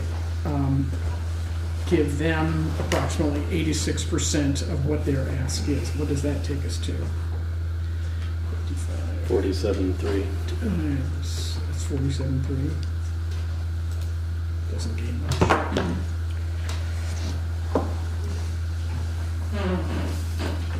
Was it? They got an extra You said 5 less. 86%. That's what I got on the, if we went with 43,000 for Neighborhood Connections rather than 50. Say they got an extra 5 last year, so just make it 40.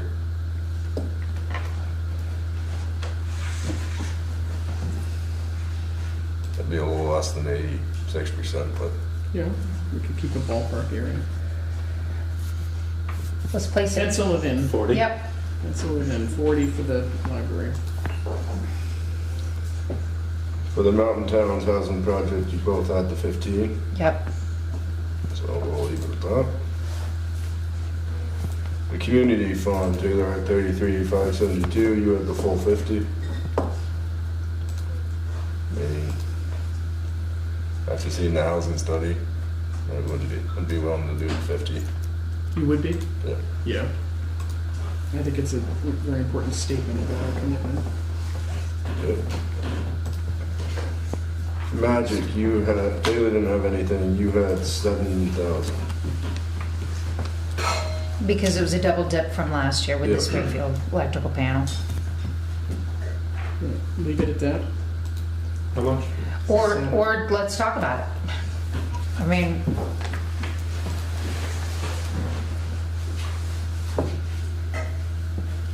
we allocated them their full ask in 2022. Yeah. I think that's more than enough.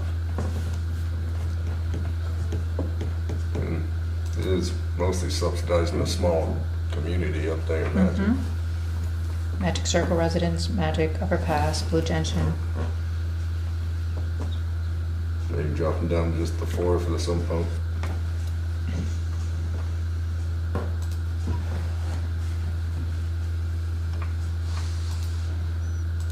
Is that all right with anyone? Yeah, you're going with 4? Yeah. I'll take that. Then we got the one Monday Ways and Trails map, 2,000 and 2,000, so I guess we'll leave that there. You could shave it, this is my project, you could shave it to like 1,700 and I don't think we'd be upset. Let's do it. We'll take the 300. Thank you. The planning commission, We were in agreement there. I think you need in it. agreement there. Yep. Alright. And arts and historical, we had a difference of about 1,000, it seems. Because of the ask Yep. at the town.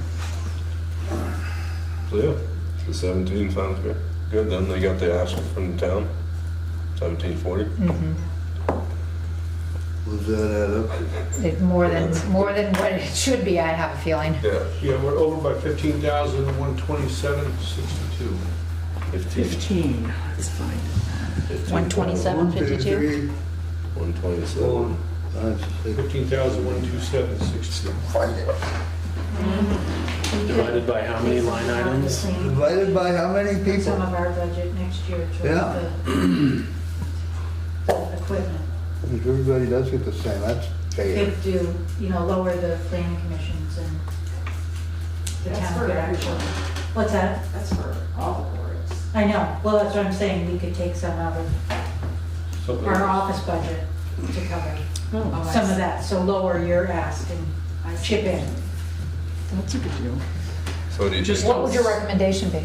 I would say we could do 1,000, drop it by 1,000? yeah. Alright. Okay. What's the drop? Which one? Say 6,500, make it even 5,000. Okay. But with I no mean, that's less, just, is that a, no just less gonna get product a quote purchased, on right? that, or? Right, we'll still be able to, It wasn't a formal quote, but it was But we can based shop on around. the Yeah. system. That just the- Pull that 5,000. I'm just ordering a new Bless you. TV, so we'll have a TV with a fun stand. Yeah. Double check on there. I'm comfortable with the 5,000, provided that the Yeah. objective is still met. Yeah. Great, Yep. thank you. Absolutely. That's the planning commission? Tom? You can take neighborhood connections down to 40,000, put 3 into the pot. You guys have been so generous to us, we're so thankful, and this is such a big deal to Well, us, that's but these sweet. are all worthy causes, and we want to support that, so put the 3 back in if that's helped to get you closer to. Thank you. Yeah, we're under 10,000. Ooh, So. Thank you very much. 40? thank you. This is a little confusing. So, I mean, 1, 2, 3. So we need to shave 9,627. There's 12 people on the list. If you Divide by 12. Are you gonna do it waiting? I mean, I would go back to the Montessori school. Yeah. And, What do we have them at now, 21? Right now, we have them at 35. I originally thought 21, Taylor thought 50. 35 was sort of our meet in the middle. Drop them to 30? What about, I got an idea here. Drop them to 30, take the 4,000 out for Magic, and we're basically there. And we got just a little bit to go. Since Magic did get a good portion last year. So they would go to 0? No. Just my Which thought. Magic? Yeah, Magic goes to 0. that's just my thought. Yeah. That would bring us down to about, I forget what you said, we'd have like, what, That was- 600 or something? What are we gonna do, 630 bucks? 630 bucks left to cut? I would say West River to 28. Magic, put them at 3 for at least they can replace something. Yeah. Okay. And then where are we? Arts and Historical Society dropping by 1,000. Yeah, let's see where we are Not there. 30,000. That's We got so many numbers floating around. what about, and you know, not to, again, it's a tough choice, but one Londonderry is on here twice. Is there one of these that's more important than the other? I mean, the resource guide is a different thing than the trail map, obviously, but If you pulled that map, What is that? then we'd be even. What are we at now? If you did what? We're short 1,000, or overspent, excuse me, 1,627. Well, we've already cut the map to 17. Why don't you, I don't know where I'm gonna find the other. Keep it at 17, but maybe drop the resource guide by 700 bucks or something. I think the resource guide is a bit of a, I won't say a moving Moving number, but target. it's a moving target. It sort of depends on how many pages and who knows what, but I think that was their original guess as to what it was going to cost to publish it. So do you think They did 8,500? 8,000. Yeah, or 9,000 or 8,500. 85 would bring it closer. What's that? 85 would bring it closer. Okay, go with 85. All right. We could We're still round getting some. the Historical Society to 17 even. Well, let's see where we are doing Right that. now, we're 527.62 we gotta deal with. Drop that out of the Historical Society and we'll get All of it? to 572, yeah.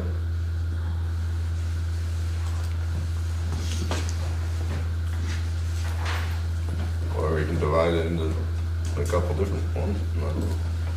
somebody's gonna have pennies on their end, but That needs some editing. You could take 500 to 1,000 from the construction materials for the Mountain Towns Housing Project. I'm on their board. They would love all 15, but if we're sharing equally, I'm sure they could share.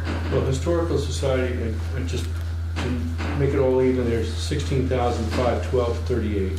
Okay. That's pretty 16, 5, 12, 38. good. Right. So let's review. Yeah, let's go through all the numbers. Well, I'm going to tell you what I have. Yes. Okay, neighborhood connections, 40,000 even.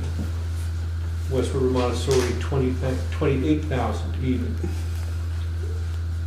Tom and Judy Platt, 18,000 even. One Londonderry Resource Guide, 8,500. Say that again? 8,500. Mike and Tammy, 10,000 even. Library, 40,000 even. Mountain Towns Housing, 15,000. Community Fund for Londonderry, 50,000. Magic Wastewater, 3,000. One Londonderry, 1,700. Planning Commission, 5,000. Londonderry Arts and Historical, 16,512.38. For a total of 235, 7, 12, 38. Correct. Amazing. I think that looks good.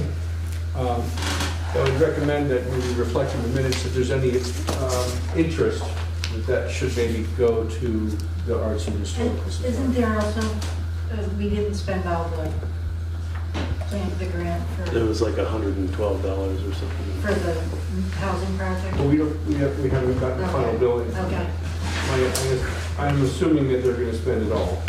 okay. Okay. Yeah. Any interest in go to the Historical Revisit. Society? Also, I think that's about as good as we can do. Thank you for all your original work on crunching the numbers. Yeah, we've No come problem. to a good compromise, I think. I think so too. Agreed. Yeah. Can I make a motion? So it's a long one. The checks will be cut at the next, for the next select board meeting. I'll make the motion, just bear with me. Should I wait for Jim to come back? I'll still be talking when he comes back from the men's room He anyway. can hear you through the door. Okay. I want to print this one. Okay. Am I okay to go? I move to approve the following fiscal year 2023 allocations of funds from the American Rescue Plan and authorize the town treasurer to make payments from funds received by the town. Neighborhood Connections, $40,000. West River Montessori School, $28,000. Tom and Judy Platt, $18,000. One Londonderry, $8,500. One Londonderry, $1,700. Mike and Tammy's, $10,000. South Londonderry Library, $40,000. Mountain Towns Housing Project, $15,000. Community Fund of Londonderry, $50,000. Magic Wastewater, $3,000. The Planning Commission, $5,000.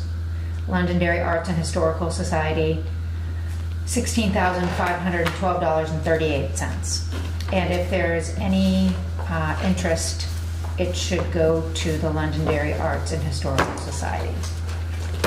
Second. All those in favor? Aye. Aye. Aye. You said aye. Dave? Should we wait for him? For the vote? I would, Yeah. but We We'll can wait wait. for him.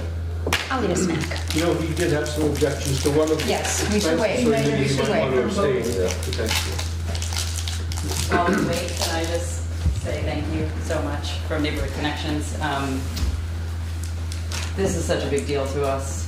The transportation program has exploded. I sent Shane an email when we put our proposal in November, and we've been kind of like, okay, when can I email Shane and come follow up? Because December, we went from 35 requests to 60 requests to 80 requests to 100 requests, and it's just become so much more than a transportation program. You know, it's combating social isolation, and we're respite care, taking partners to chemotherapy, and it's just overwhelming how incredible this has become. And this is because of COVID.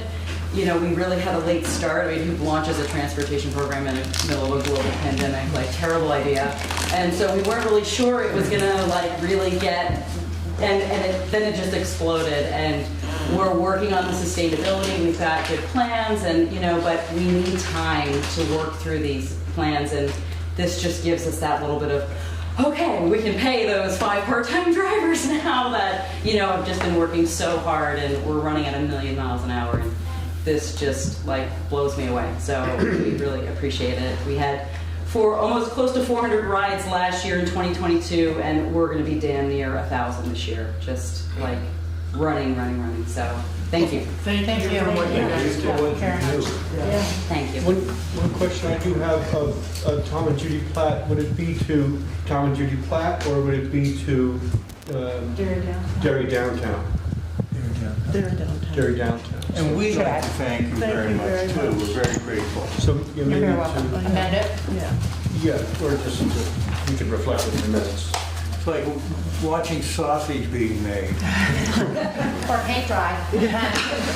We're grateful for all of you. Thank you for all you So came we- down.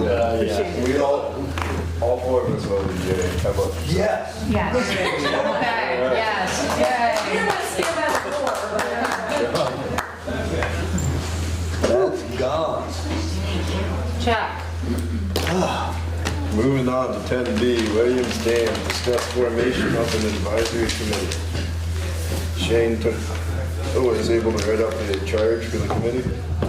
It's just a recommended one, and just a first run. Yep. See if it works for you guys. I thought it looked pretty good. I agree. Yeah, go for it. And again, I suggest 5 members of a committee, voting members, and then there would be a representative from the planning commission, and then a representative from the select board who would not be voting, would just be ex officio. So it would be a board of 7. Yeah, I guess. Not, but Well, then 5 voters. 5 voters. So I was assuming a 5-member voting committee with 2 add-ons is, I actually don't know if that makes it a 7 or a 5-member. I think it's a 5-member with Based on the voting 2 people to pass. Whatever you want to call The it. two won't affect a quorum. With 2 people in an Right. advisory function. They would not affect. Correct. So I just figured they'd just be outside the committee. Just be an attached to it. advisory position. Appendage. Okay.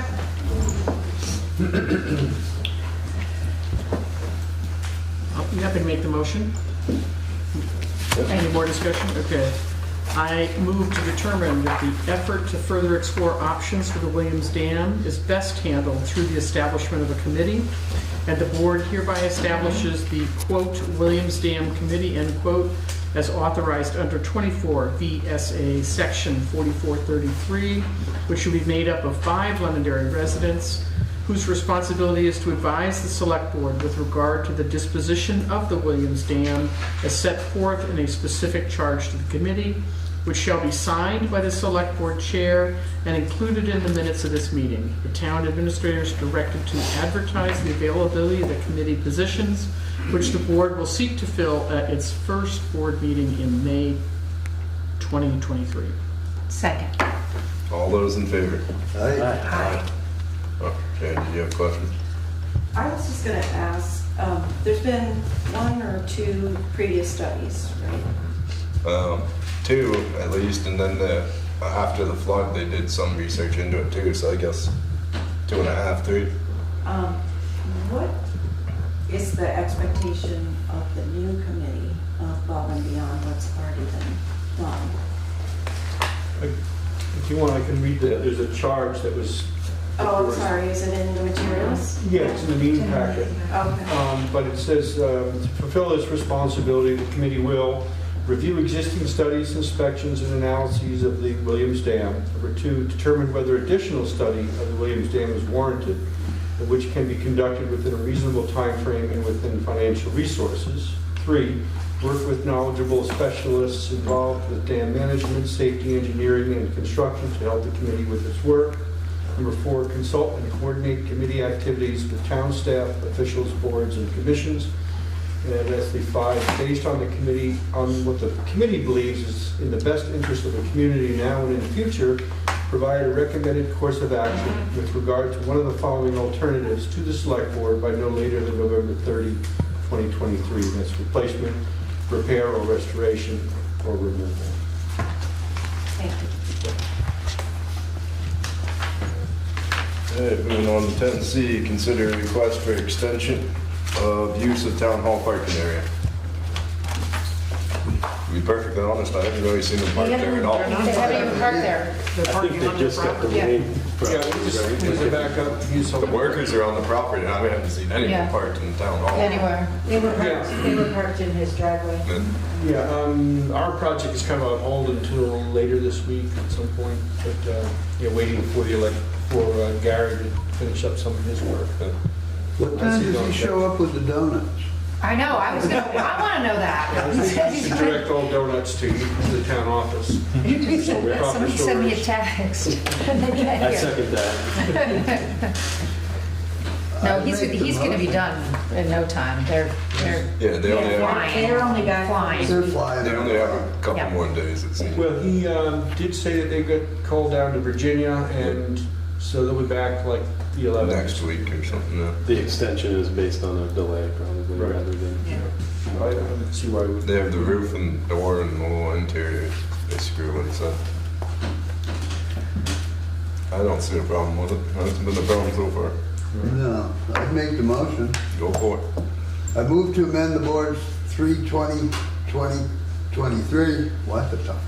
Decision authorizing the use of the town hall parking lot by Andrew J. Tarantino for parking purposes, extending the permit term of use to 4/14/2023. Second. All those in favor? Aye. Aye. No, item 11, new business.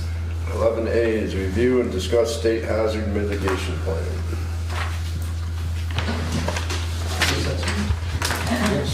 So the state is asking the town to update their hazard plan, which was just done several months ago, correct, Shane? And adopted by FEMA in June of last year, 2023. I did go through this, and I did make a couple of notes. What I think is kind of important now, we need to, and I guess I need to get with Will on the enhanced 911 system that we have. We need to do an outreach program and try to get it updated. It's very difficult to let our residents know what the heck is going on around here. Facebook is not the thing to use. It's what I just don't like using it. I would use it, but I don't like using it. So I think I would like to get with Will and work on our enhanced 911 outreach program. I also would like to educate our residents on the VT alert, where they can actually drill down all the way down to Londonderry, so you can get an actual alert from the town of Londonderry. The other thing I'm going to do is work with the Department of Public Safety and get Londonderry to be able to do their own town alerts instead of going through the watch officer or however they have to do it. To make it a little bit easier for our residents to know what the heck is going on, because they don't. I mean, Facebook, not everybody is reading Facebook, and not everybody is signed up to, and you have many people who aren't even in town who are on that Facebook page. So with all that said, the other thing is we really need to come up with a site on our website for emergencies. I don't believe we have it. I looked at our website. There's no way to get any information if something should happen. Not saying that people could get it because if there's no power. By the way, in the last... But if you have a phone, That's true. maybe. But we've had no internet service here in the last power outage, Yeah, yes. So that would kill that whole Yes. thing. And the last thing is I need to update our LEMP, and I would like to do it through the web because that's what they're pushing now. So do I need to work with you, Shane, on that? Or can I just do it? That's the emergency management plan? Yeah. That's the list of people. Right. Basically copy off of the last one we have. Yeah. And are you happy to work with me on that? I think the select board has to approve. I think I'm the one who approves it. I just wanted to comment on one thing, is that on E911, we do have a draft of a new ordinance on that. And I should probably bounce that off of you as well. And I was going to work with Will on that as well, but it's Right. pretty close to being done. Right, we need to get together, and I think with, correct me if I'm wrong, we have a tax bill that has to go out sometime in July. Right. Possibly put a memo in with it. It's not gonna cost us any extra other than the paper that we're putting it on, to tell people, look, this is what you really need to do. If you want to be aware or understand what's going on during an emergency, this is what you need to do, instead of using Facebook. And also, I just want to add that insofar as the town's website, it's, I've been trying to get to it, and one of the ideas is once the plat project is done, I'll free up the time to do that, and I think we're really close on that. So it is something I've really wanted to do for a long time with Tina, because what we have is really pretty minimal. I don't like it really really gets work. comments about anything other than Facebook, so. Yeah, we know it needs work. We just also know that it's been difficult to free up time to go out to bid and work on the particulars of Yeah, that. we need somebody to set it up for us. Somebody professional to start. Yeah, we've done the basic research on Yeah. what we like in other communities and who the real providers are for government-based websites. Anyway, we're working on it. We'll get to it soon. Okay, and that's all I have, unless anybody has any questions for me. Speechless. As far as the questions that they have on this sheet, It's all covered in the, your original one here, and that's why it's kind of redundant. After I looked at it, I said, well, this is kind of, if we just filed the thing, why would we be asking the same questions? And I think I addressed the first one that's on that list, which is how do you notify your residents? And who, such as people who are on disabilities or elderly or whatever, that's through your enhanced 911. They actually will register on there, and then we have the ability to check on those people or whatever the case may be. Okay, any questions? No, but I'd like to thank you for all the, 70 hours of training you've done so far? Yes, I'm certified. You're going for your federal one too? I got that one there too. You got that one too? Well done. Good for you, Rich. Thank you. Yeah, Thank you for all the work. My wife, I brought my wife here so that she could see what a great job you guys do. Because she's used to sitting at meetings in New Jersey. She thinks these are, Still here? right, she thinks these are much better. That's what she told me. Anyway, everybody have a great evening. Thank you very much. Appreciate your time. Moving on to 11B, participation distribution of national opioid settlement funds. Here we go. well, there, of late, and Mary can add to this, but I included in the meeting packet an email from DOCT Executive Director Ted Brady, and he talks further about the whole program of the opioid settlement. And recently there was additional settlements from Teva, Allergan, Walmart, Walgreens, CVS. And you lost the other ones, but that's it for now. But you may recall back in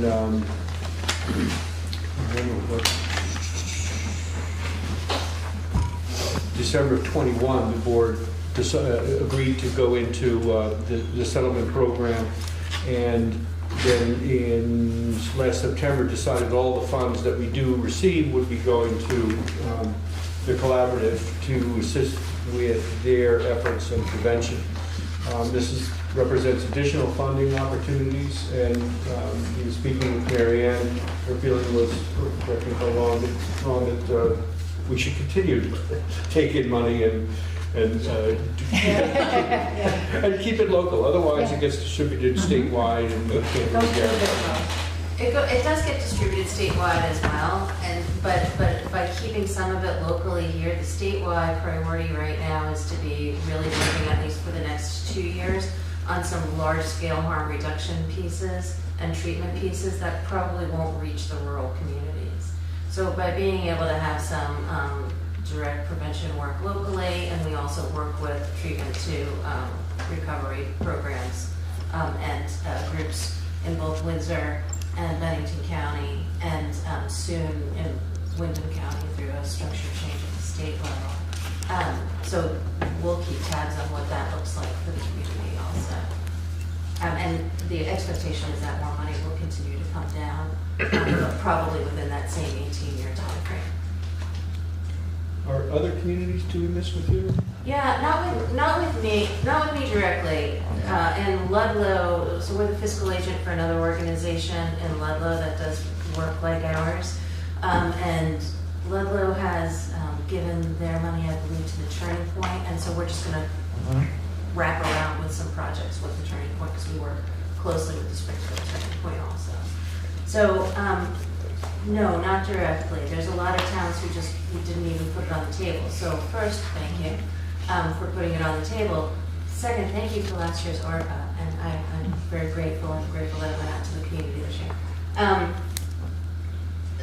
But no, not a lot of communities want to manage it. I am also the fiscal agent for another organization in Bennington, and their town has designated it and is wrapping them into some programs because they've given it to their parks department, I believe, mostly, and some housing issues in their town.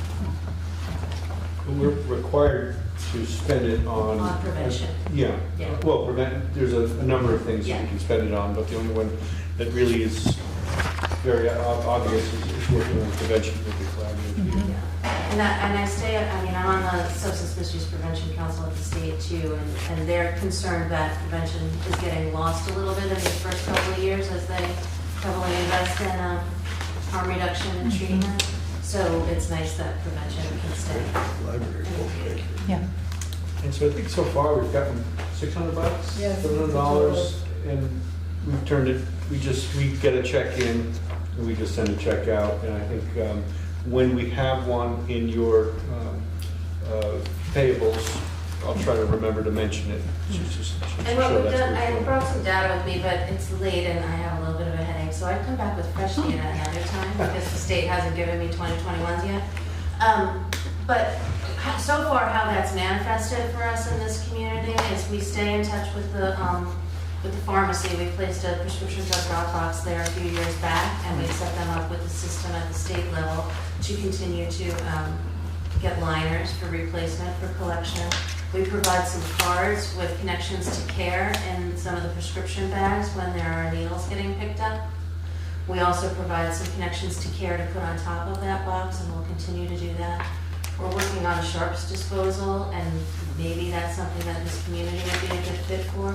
We did a 200-person in attendance for an opioid presentation in February with some really great feedback from parents and kids on that. And so we were able to pay for some college students who have lived experience to be on that panel with us for the opioid presentation.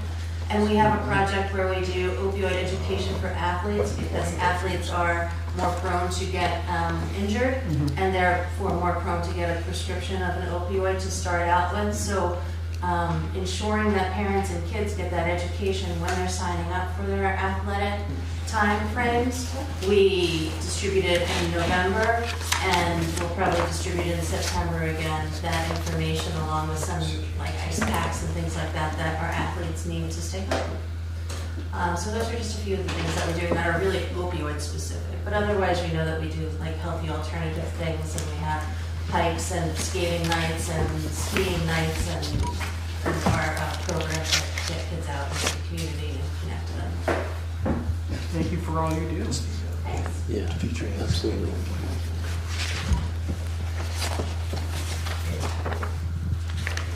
Make a motion? No, there's one more thing. No, I want to make that motion. You think I'm jumping the gun? Go for it. I move that the town of Londonderry, in keeping with select board vote on 12/6/2021, opt into and participate in newly approved national opioid settlements, and authorize the town administrator to execute any documents necessary to ensure this participation, and continue to distribute all funds received by the town from the National Opioid Settlement to the Collaborative to be used for its drug prevention activities in Londonderry as previously approved 9/12/22. Second. All those in favor? Aye. Thank you guys very much, and I'll Thank keep you. you updated on how it gets spent. Please. Thank Thank you. Thank you you. for all you do. Thank you, appreciate it. Moving on to I feel like I 11C. have to stay for the last one. No, I actually got two more. They're quick. They'll be quick. You want to stay for that? 11C, consider request for use of town office meeting room. This is for a Act 250 hearing, actually related to the dams, the dams, the quarries. This is the one that was rescheduled, right? Yes. So why do we have to waive on this? Why can't we delegate that to you or to the town clerk? Well, This permission? because the select board controls all the properties. I mean, you could do a blanket one that allows for that, but sometimes there might be someone You who don't want. politically you don't want here, maybe. I think it's nice to just be able, if something like this, then we're aware of something that's going on if we wanted to attend, or it's. But it's sort doesn't of it it's sort of channeling. force you into having to wait until a select board meeting to be able to allow Yes. permissions? I mean, that seems cumbersome, but I'm just thinking of efficiency at this point. Yeah, it would be more efficient to give me or somebody else blanket approval to do all that Yeah, stuff. you could then report to us every month. I gave permission to X, I gave This permission. only doesn't happen very often. Yeah, and it Used to happen just, more. Well, it might, if we Yeah. repair the hall and whatever. It's just yeah, a suggestion. maybe someday you do that. For now, I'll move this. I move to authorize use of the town office meeting room on Thursday, May 18th, 2023, by the Vermont Act 250 District Commission for the Act 250 hearing. Authorize the town administrator to sign the facility use agreement on behalf of the town. Second. All those in favor? Aye. 11D, first and third class liquor license, Manzana Incorporated, Solo Farm and Table. I move. If no one bothers, no one minds, there's no discussion. Go for it. I move to approve first and third class liquor licenses for Manzana Incorporated, also known as Solo Farm and Table, related to property located at 95 Middletown Road. Second. All those in favor? Aye. Aye. Who wants the last one? I move to adjourn. I second that. All those in favor? Aye. Aye. Hey Shane, do we have time for that meeting on the 18th? Very good. Or not yet?